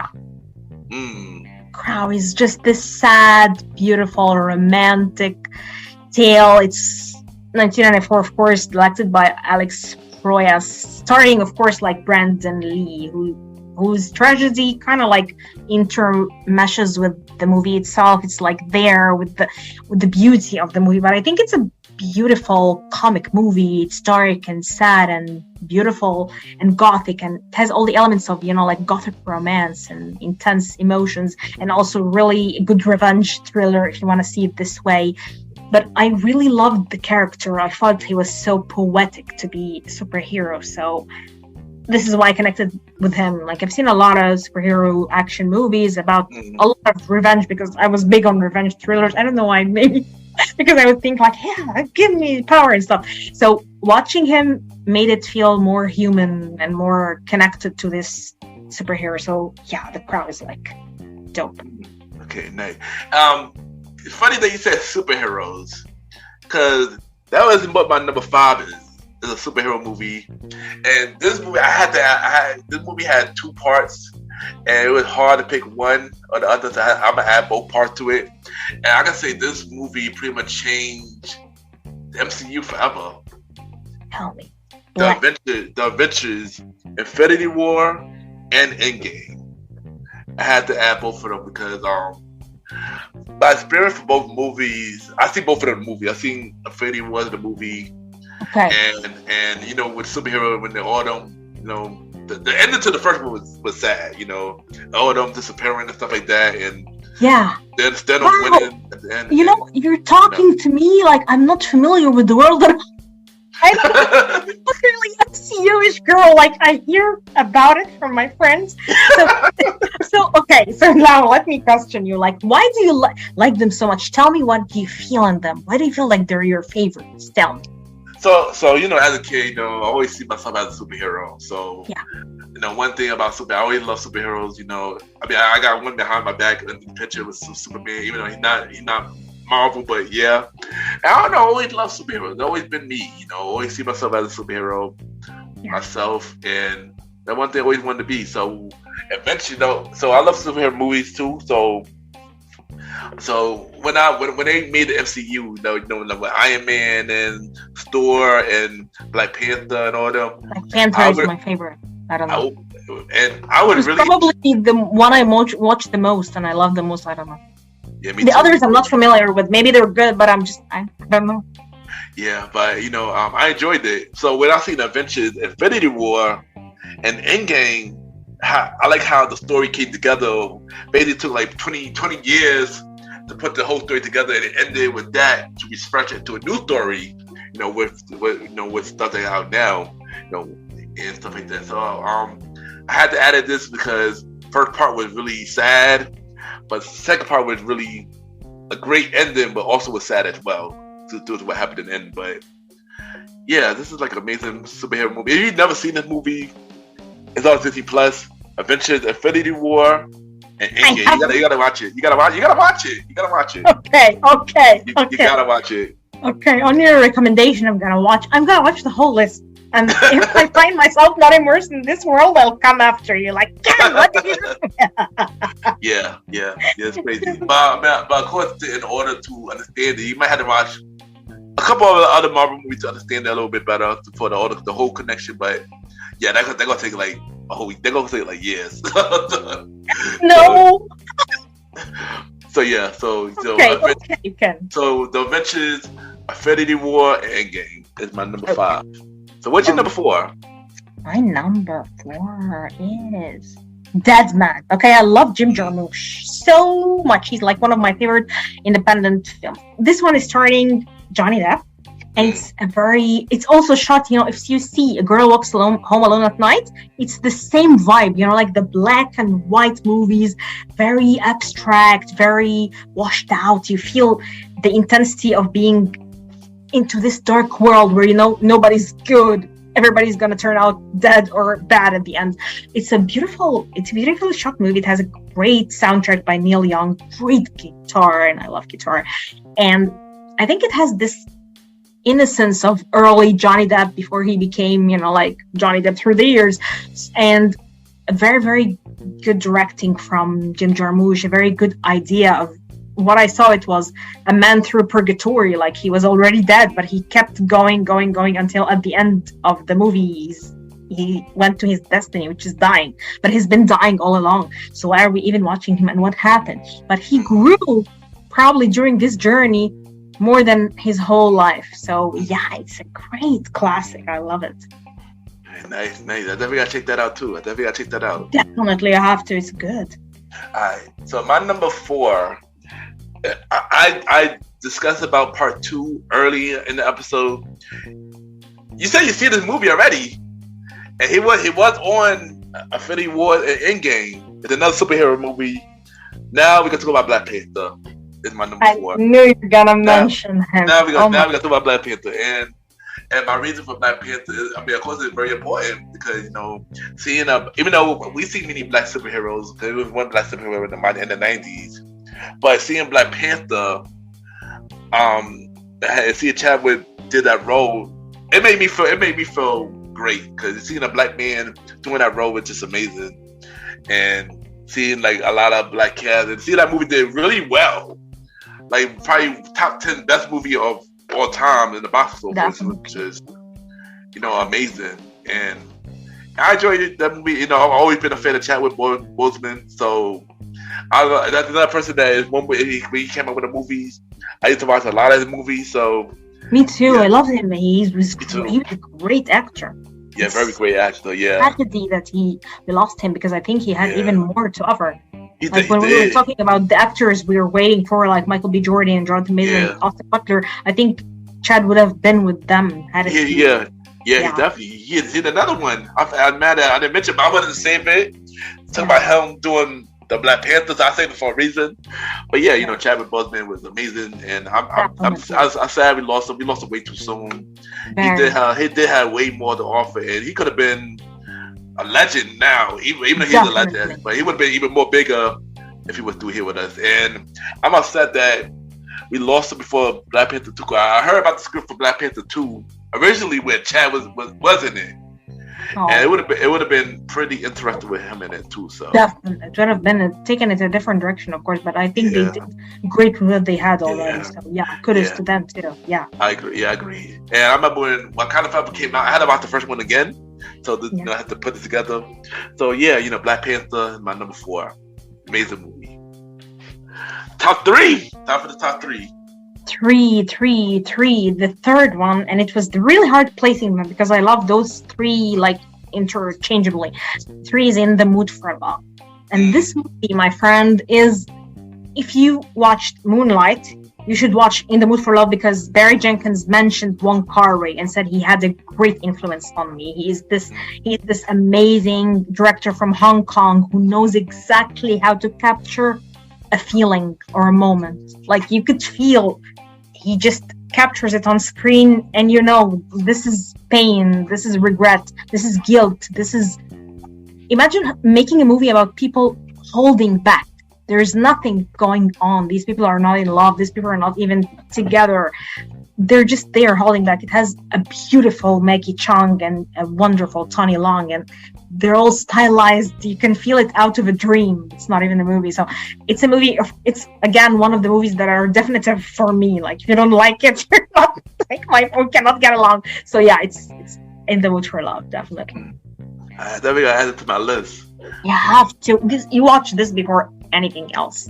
I'm gonna check that out. So my number 3 is the Disney movie. This was my childhood. This was your childhood. We spoke about this movie early in the episode, but I can finally place this in my list now. The Lion King.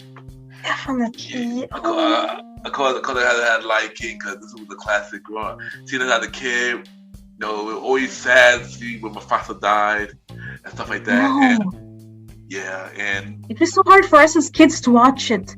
It was really sad. Didn't mess us up with that movie, but of course this was an amazing movie, and I always love it. To this day, I can always watch Lion King. Like no matter what, I can always watch Lion King.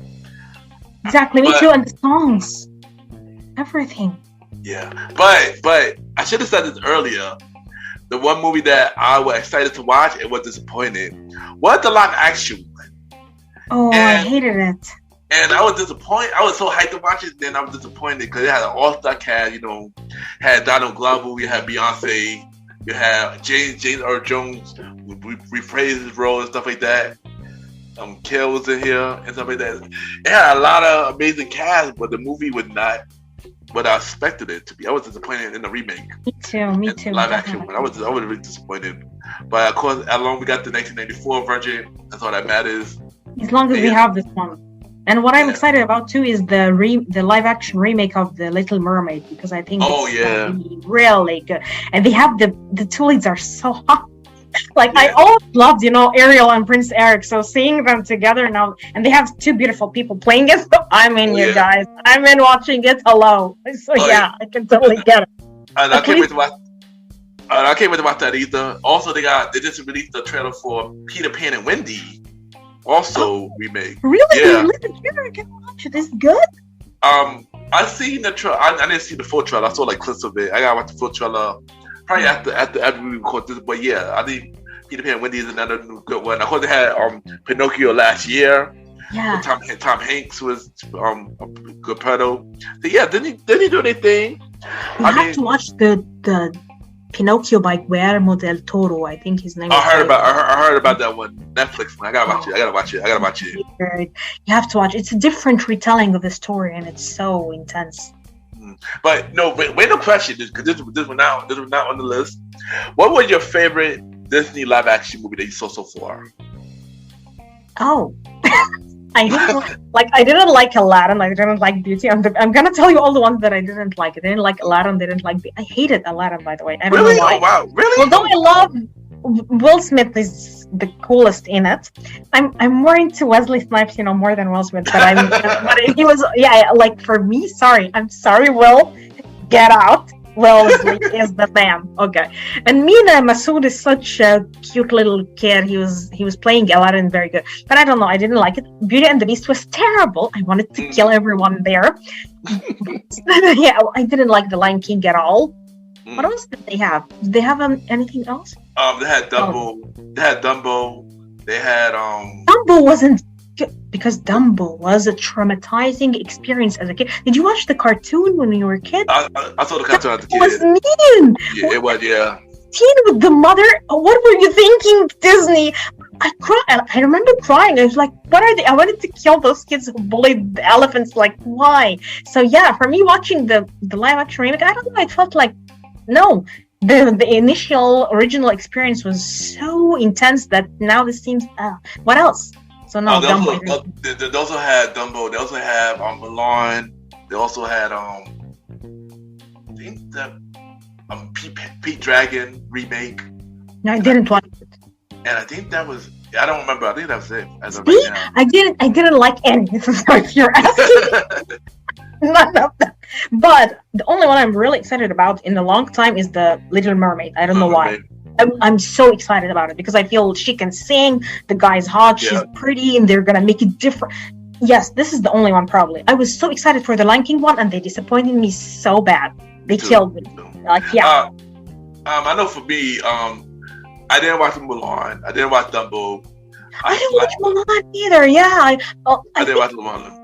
When I was little, I liked Mulan, the cartoon, but not very much, which is why I was like, yeah, good. But for me, the one I liked, although it's problematic, but I liked so much, is Pocahontas. Oh my goodness. I know it's problematic, but I loved it so much. Pocahontas was good. Pocahontas was good. They didn't make no live action for that one yet. They made no live action for that one yet. I don't think they will. Do you think they will? I don't. Really? They will make a... I wouldn't be surprised they will. I would not be surprised they will. But they're milking everything out of the Disney machine now. At this point. I mean, but it was so good. I loved it. I was like, because I saw her like me, like a girl interested in nature, defying like family and stuff like that, and falling in love with a stranger. Yeah, he was a white guy, of course, screw him, but still, like a stranger. Like for me, it was like screw the fact that he's this and all the guys in her village are stupid. Of course, this is a stupid idea that you feel is being invested into us. But anyway, the idea of herself, she's strong, she has and she saves the guy, and I really like it when the girl saves the guy, let me tell you. I'm always interested when the girl, like the guy's a damsel and she's like going and saving him and stuff like that. So for me, it was awesome. So yeah, Dumbo was traumatizing. Pocahontas was awesome. I loved, of course, Ariel, the princess, the Little Mermaid. Mulan, I was okay with it, nice. Beauty and the Beast was awesome. So what they did with the remake, I wanted to kill everybody. What is this? You haven't imagined when I saw the Beauty and the Beast, I think I would watch it every day because I was like dancing with them and the idea of the songs and everything was beautiful in it. So yeah, and they get me what Emma Watson.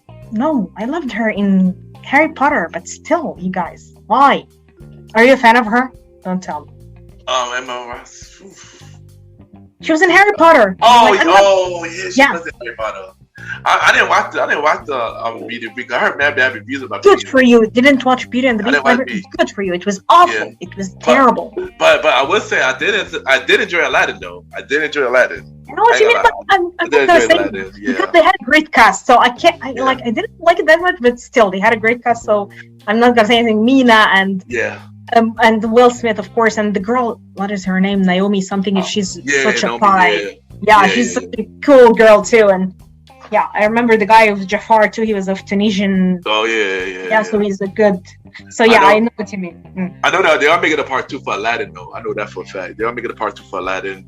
They do got a spin-off for Lion King Mufasa. What? Spin-off, a prequel. Never know. Yeah. Let's keep our eyes open. Yeah. But I think it is more spin-off. It is more live action. I know Winnie and the Pooh had one with Christopher Robin. I didn't watch it though. It was other ones, but that's all I can remember right now. I'm pretty sure when I get off, I think I go remember. You give me if there are any good ones. But if they're the ones before, like guys. Yeah. But it's time for your number 2 now. But now we got our top 2. Then time for your number 2. My number 2. Oh, my number 2 is like I even remember. It's Come On.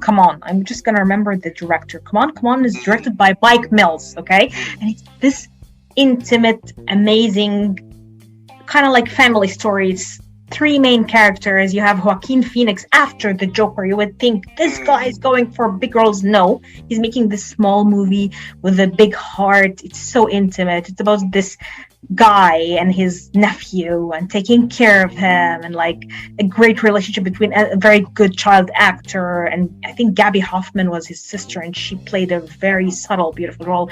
It's an amazing, smooth movie, and I think I had watched it at a time I was really going through a very bad heartbreak. So I would watch it every night before I go to bed to just calm my mind and ease my mind of things, and really it worked magic. So I have a very special place for it in my heart. Nice. So my number 2, this movie was made in 1986, a year before I was born. It was made by Barry Gordy and Motown. This was a martial arts movie, and this maybe, I love it. I got The Last Dragon. It's a classic martial arts movie. The Last Dragon. I've seen it. Yeah, it's a classic. Your number 2 is it? Really good. Yeah, I mean, this was my childhood, right? This was my childhood, and I love this movie. I used to do fun fact. I used to do martial arts as a kid. This movie was one of the reasons why I did it, because I wanted to be like the guy on the screen. He was like a black Bruce Lee. Oh. And I enjoyed it. It's a classic, Oh my god! The soundtrack is amazing. I have to watch this too. Yeah, the soundtrack is amazing. I'm in. I'm bought. Yeah, you definitely gotta watch it. It's an amazing movie. And yeah, The Last Dragon. It's a classic. You gotta watch it. So, what is your number 1? I'm curious. What is your number 1? Are you serious? You must have guessed it. Elvis. First of all, Austin Butler, and then we don't talk about anything else in the film. Second of all, this movie was a revelation for me, because wow, Austin Butler is such a talented actor, and actors like him don't come often now. We were just mentioning, we have Michael B. Jordan, Jonathan Majors. Where were these great actors? We have a lot of, regular actors. You don't feel the charisma, but he is solidifying his presence. He played the character greatly. There was a lot of black artists that I didn't know about, and I discovered them through the movie and went and listened to the original black artists and black musicians who originated, rock and roll and the modern music that we're listening to. So I felt like it educated me too, and it paid respect to the people who deserve it. And Austin sang his heart out, and he really played the role in a good way. And I love Baz Luhrmann, the director. I've loved most of his films, Moulin Rouge, Romeo and Juliet, all these movies, I love them. So for me, it's it was a very beautiful moment for me when I discovered this movie. And let me tell you, I watched the photos, the photo call from Cannes Film Festival, okay? When they were promoting the film. And I was like, what? Who's this guy? And now I know why he looked weird, because he looked really weird, and I was like, yeah, you're such an Elvis. Yeah, he's doing the Elvis on the red carpet, and I kind of laughed it off. And then one serious, film critic from Egypt, whom I know doesn't like a lot of things, he wrote this status on Facebook. He's like, whatever you're doing, leave it and go watch Elvis in cinemas before they take it off, because here in Egypt films don't stay for so long. So I was like, what, this grumpy guy likes Elvis? Maybe I made an early judgment. Maybe I was like, what is this kid? Who is he? So when I watched it, I was like, oh my God, I'm so sorry, because he's so good. He's so good. You know, like, I really think, sorry guys, but I really think he deserves the Oscar, not Brendan Fraser. Like, I'm gonna wait and I will be so happy for Brendan, but still, like, for me, like, Angela should take it. He should take it. For me, the best actress race definitely should have had Danielle Dedweiler from Till. Sorry, great performance, great movie. Should have been with them out there. So now maybe give it to Michelle Yeoh, because Everything Everywhere was such a pie. But, you know, Elvis was a spectacular movie experience. And it was great to discover this actor. You know, like when you first saw Michael B. Jordan in Creed, let's say, there is a moment when you feel like, wow, I first discovered this actor. He's cemented in my heart. So this was a moment for me. I mean, I'm not gonna lie.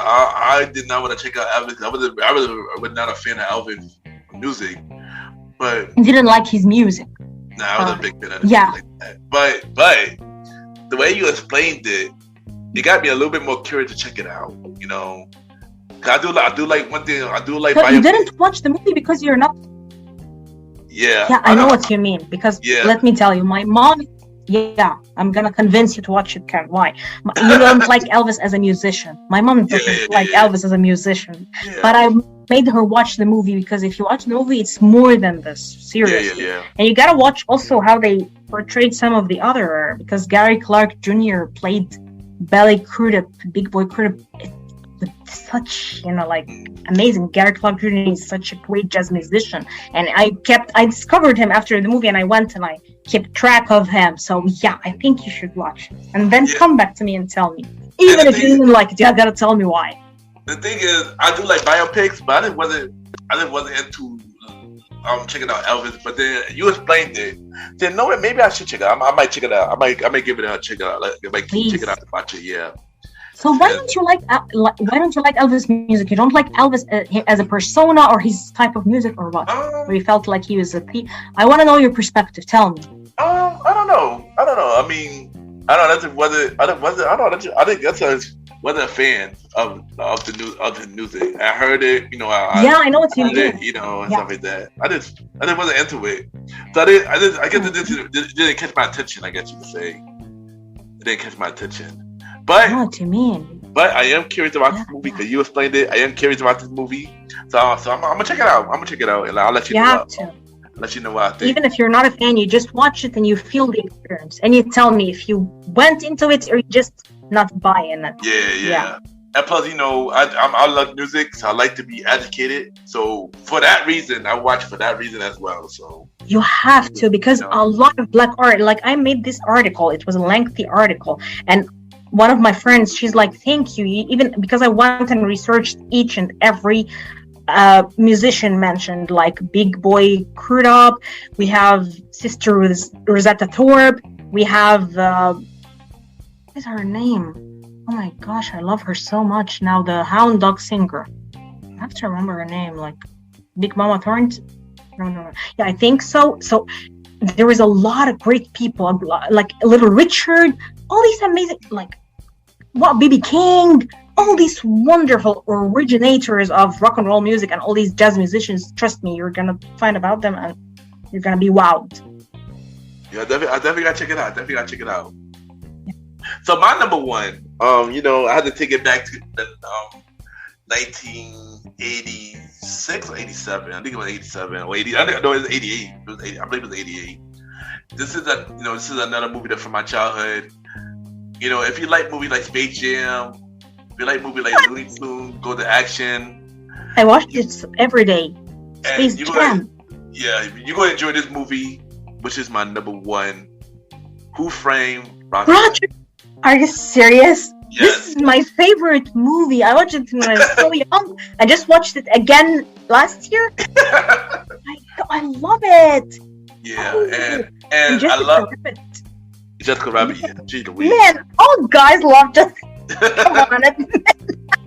But the reason why I love this movie is I love the crossovers. I love the crossover from Disney I love it for Looney Tunes, and I love it for everywhere because that was something that we never seen before. You know, we never thought we'd seen a crossover from every cartoon universe, and it brought it to this movie. You know, and it was amazing. I loved it. This was probably one of the most expensive movie ever. This movie was really expensive to make because, you know, at the time when they did art, they did it by hand. Oh my God. So imagine they did it today, it would be a lot more easier. Yeah, and a lot more boring. Yeah, I know. And it was very unique how they made it back in the day. Roger Rabbit made a cameo in a recent movie. He made a cameo in the Chip and Dale movie recently. Really? Yeah, you gotta watch it on Disney Plus. Chip and Dale, I forgot what it's called. Chip and Dale Rescue Ranger. He made a cameo in that movie. So it's on Disney Plus. And yeah, I enjoy Roger Rabbit. It's always been a class. I can watch that movie all the time, and it's always been a fun movie. But I do got a fun fact. Amazing movie. It is amazing. Tell me. But I do got a fun fact that I just found out this recently. Eddie Murphy was supposed to be in Roger Rabbit, Who Framed Roger Rabbit, and he turned it down because he didn't think a real life a cartoon movie makes sense. Oh, Eddie had such an edge to him. You can tell. Yeah.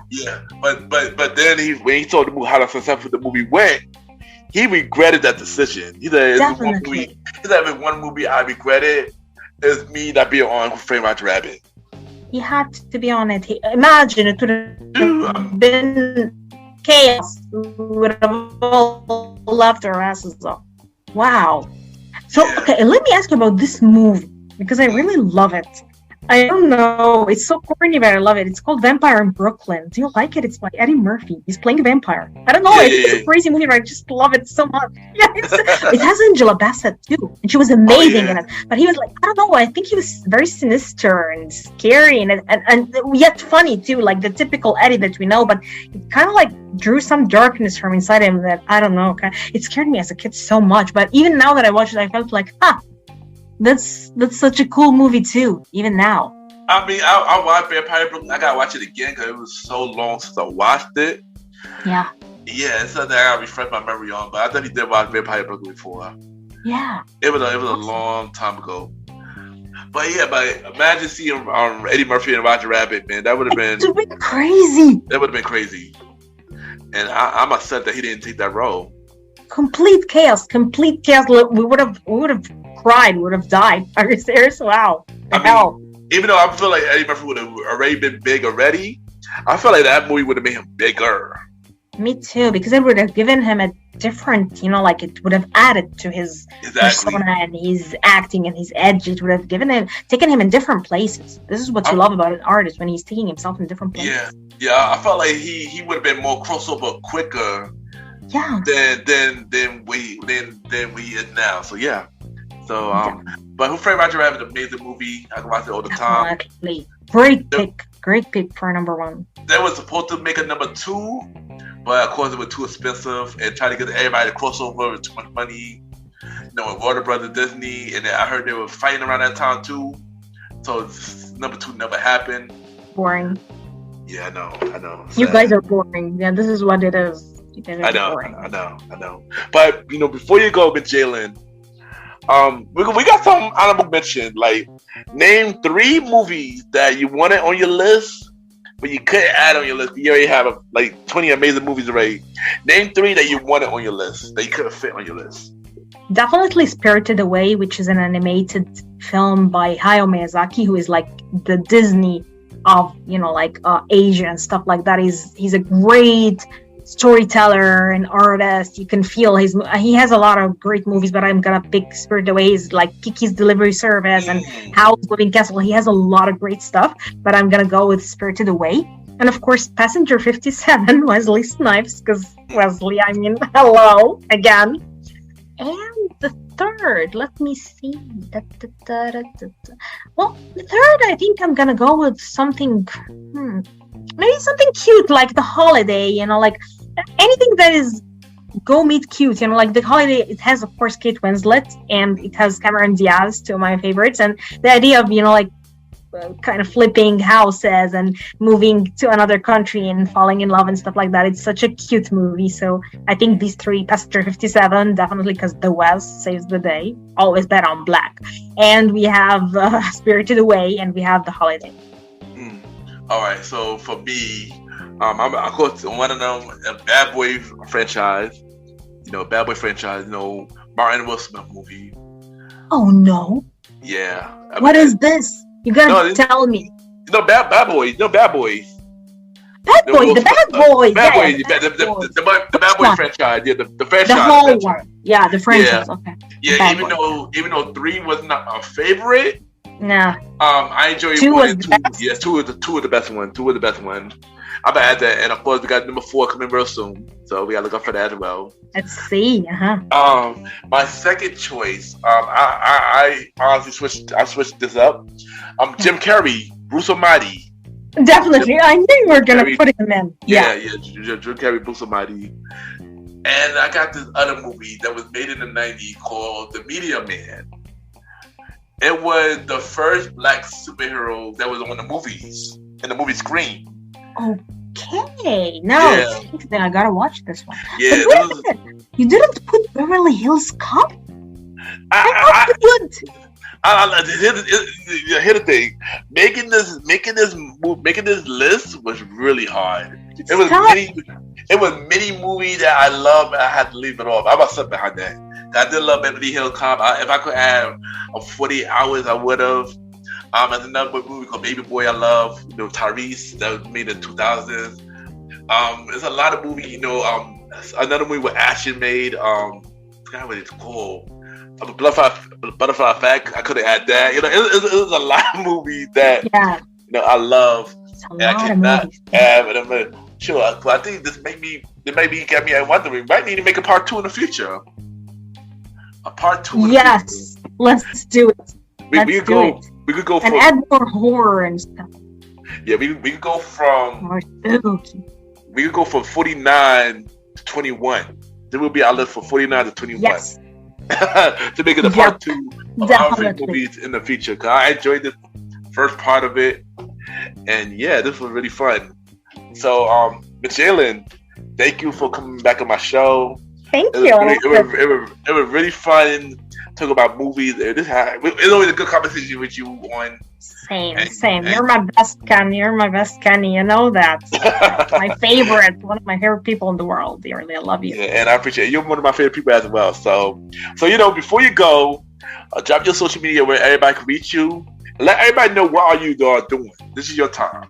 Okay, so now my YouTube channel is currently moving. I'm interviewing, like artists and directors and stuff like that, and adding some comedy snippets, especially my collaborations with my friend Michelle on It's the Michelle Show. We have the Funny Girl Talk. We have already 4 episodes out there, or 3 episodes, I hope, and you're gonna have a blast with it. Please follow us.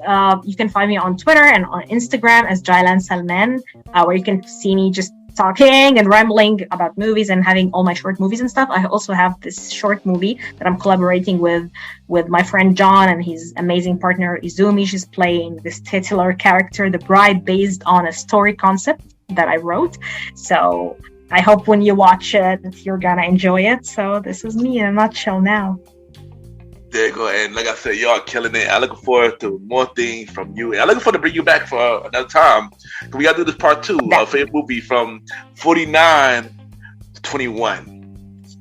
I'm in. All right, there you go. And thank you, and we'll be right back. Thank you.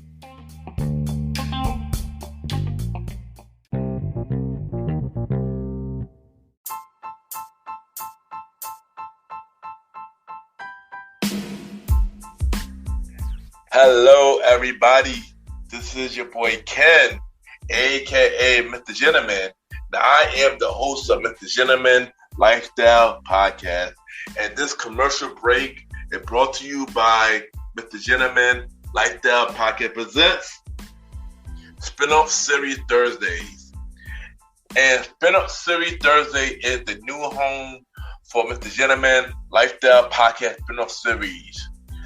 That brought to you shows like a conversation about music podcast, the Old School Show, and Date Night Talk podcast. And a conversation about music podcast is a music spin-off series where we talk about anything music, from the current music scene and the old school music scene, where we interview many guests that's in the music industry and artists about their music journey.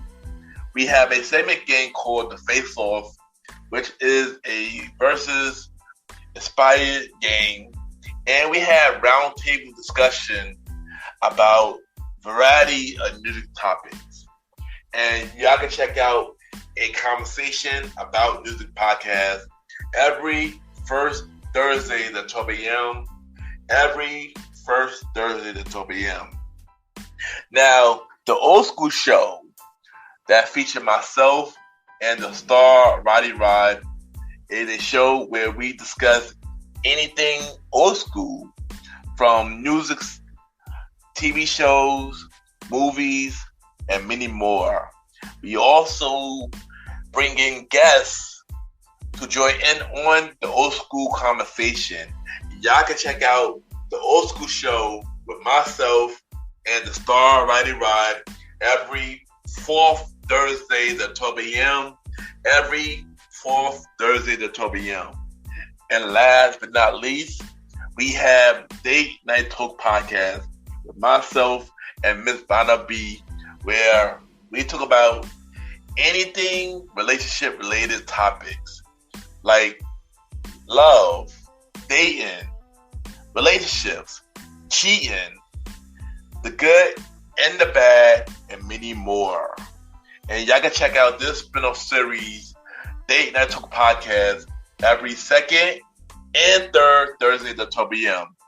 So look out for MrGentleman Lifestyle Podcast presents Spin-Up Series Thursday, a conversation about music podcast every first Thursday. The Old School Show with myself and the star Roddy Rod every fourth Thursdays, and Date Night Talk podcast with myself and Miss Vanna B every second and third Thursdays.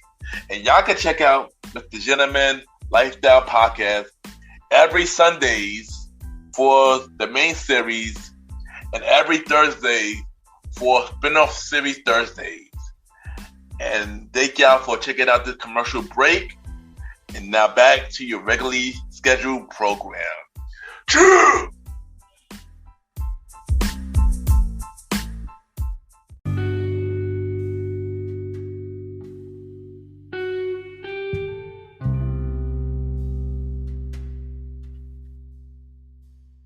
I just want to take the time to thank everybody for tuning in to this latest episode of the Gentleman Lifestyle Podcast.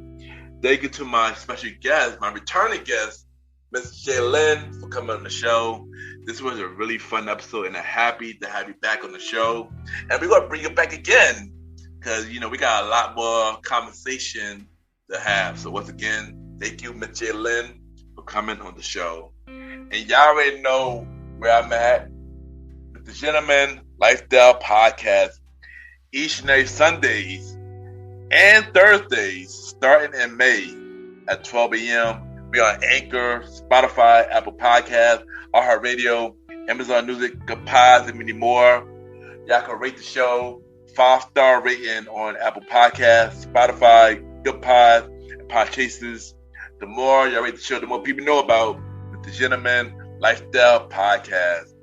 Look out for the Gentleman Lifestyle Podcast presents Spin-Off Series Thursdays, starting in May and every Thursdays at 12 a.m., where we have shows like A Conversation About Music Podcast every first Thursdays at 12 a.m., The Old School Show, myself and the star Roddy Rod every fourth Thursday at 12 a.m., and Date Night Talk podcast with myself and Miss Vanna B every second and third Thursdays at 12 a.m. Look out for MrGentleman Lifestyle Podcast presents Spin-Off Series Thursdays, starting in May. And y'all can also check me out on the Premier Boys podcast. Myself, Aaron Keto Sands, the Star Riding Rod, the Long Live the Chief Molly Mal. Every Wednesday at 12 a.m. Every Wednesday at 12 a.m. Check out the other show that I am executive producer of, King Talk with Aaron Sands, hosted by Aaron Keto Sands, every Friday at 12 a.m. And check out Star Time Podcast, hosted by the Star Riding Rod, every other Monday at 12 a.m. And also check out The Bridge, hosted by Long Live the Chief Money Mel, coming soon. If you want to be a guest on Mr. Gentleman Lifestyle Podcast or any of the spin-off series Thursday lineup shows, y'all can email me about yourself and everything that you do to my email, YPGENT@gmail.com, or hit me up on social media, Ken_Mr. Gentleman. I repeat, Ken, KEN _Mr. MR Gentleman, GENTLEMAN, and we can set something up. Even though season 6 is full up, I am looking for guests for season 7. So hit me up, and y'all already know what to do. Add me on Good Pod, Ken, Mr. Gentleman. Good Pod catered to many independent podcasters. We could listen to each other's shows. We could rate each other's shows, and we have the charts. Usually I will give y'all the chart review, but since we was on a long break, we're not really on the charts like that. But for those that have been listening to the Gentleman like the pocket during the time that we was on mid-season break, I thank y'all from the bottom of my heart. It really means a lot. And once again, thank you for supporting the Gentleman Lifestyle Podcast. But don't worry, we'll be back in the charts, so get us back on the charts, and thank you.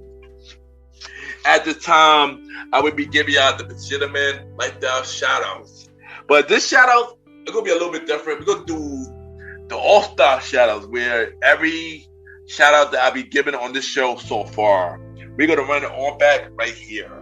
So the shows that we will be shouting out, shout out to the Red Dub Podcast, shout out to the Geeky Dad Podcast and the Multiverse Kids, shout out to Kathy Vaz, shout out to Lavender Listen, shout out to Wild Night with Rocky, shout out to It's Michelle's Podcast, shout out to Pedal of Support, shout out to Today We Laugh and Learn, shout out to The Things About Us, shout out to Stop Thinking With Your Butt, shout out to Small Town USA, shout out to Inspirational with T, shout out to the All Hallows Eve Podcast, shout out to Lullaby the Fair Podcast, shout out to the Chine In Podcast, shout out to the 69 Riskies, shout out to Crime Diners, shout out to Chronicle of a Virgo Podcast. She will be on the show real soon, by the way. Shout out to the Jabba Tears Podcast. Shout out to Dating Will Be the Death of Me. Shout out to Film and Flirtation. Shout out to Doom Generation. Shout out to Wrestling Fans Insights. Shout out to Wrestling with the Truth. Shout out to Above the Ring. Shout out to the Playlist Wars. Shout out to My Weekly Mixtape. Shout out to Is Marriage is Worth It. Shout out to the Math Debaters. I was recently on his show. Recently, shout out to DeAndre. Check out my episode now. 104 Hip Hop Songs Tournament. Check that out right now on the Math Debaters. Shout out to Choke Street Talkback. She'll be on the show as well real soon. Shout out to Conversation with Toy. Shout out to Lady Pitch. Shout out to the Voices of Four. Shout out to Unpacking the Box. And shout out to the Mind Flower Podcast. And shout out to all of the podcast show that I shouted out on the Gentleman Lifestyle shout outs. And don't worry, on the next episode, we got 5 more new shout outs. So shout out to all those podcast shows that I just mentioned. Check all them out. They're all pretty dope. All of them are my favorites. So check out and shout out to all of them. Y'all already know, shout out, check out the website of Mr. Gentleman Lifestyle Podcast, www.realmrgentlemanlifestylepodcast.com, www.realmrgentlemanlifestylepodcast.com, MrGentleman, LifestylePocket.com. Y'all can check out every episode. Y'all can watch every video. Y'all can see every guest profile of Mr. Gentleman Lifestyle Podcast. Everybody who's been on the guest so far, all 55 of them, don't worry, that list will be updated real soon. Y'all can buy merch for the Mr. Gentleman store with Team Public, also through the website. Y'all can check out every guest appearances that I've been on. Like I just mentioned, my latest episode of The Master Betas should be on there. And also my latest episode of Crack Club Virgo, also on the website to check it out.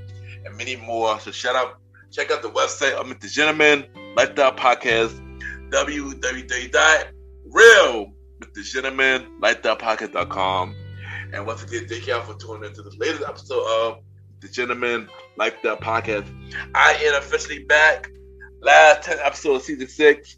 Next episode, which will be on April 1st, the WrestleMania / NXT Stand or Deliver prediction show with my special guest, my pro for the Premier Web Podcast, Aaron Quinto Sands, and long live the Chief Mighty Mel.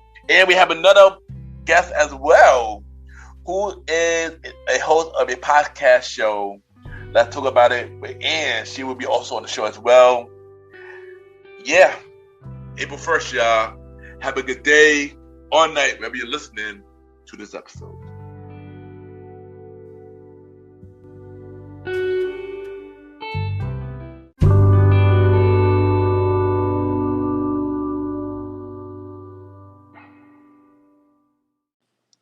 This is Laquita from the Queen and Me podcast, and you're listening to Mr. Gentleman Lifestyle Podcast.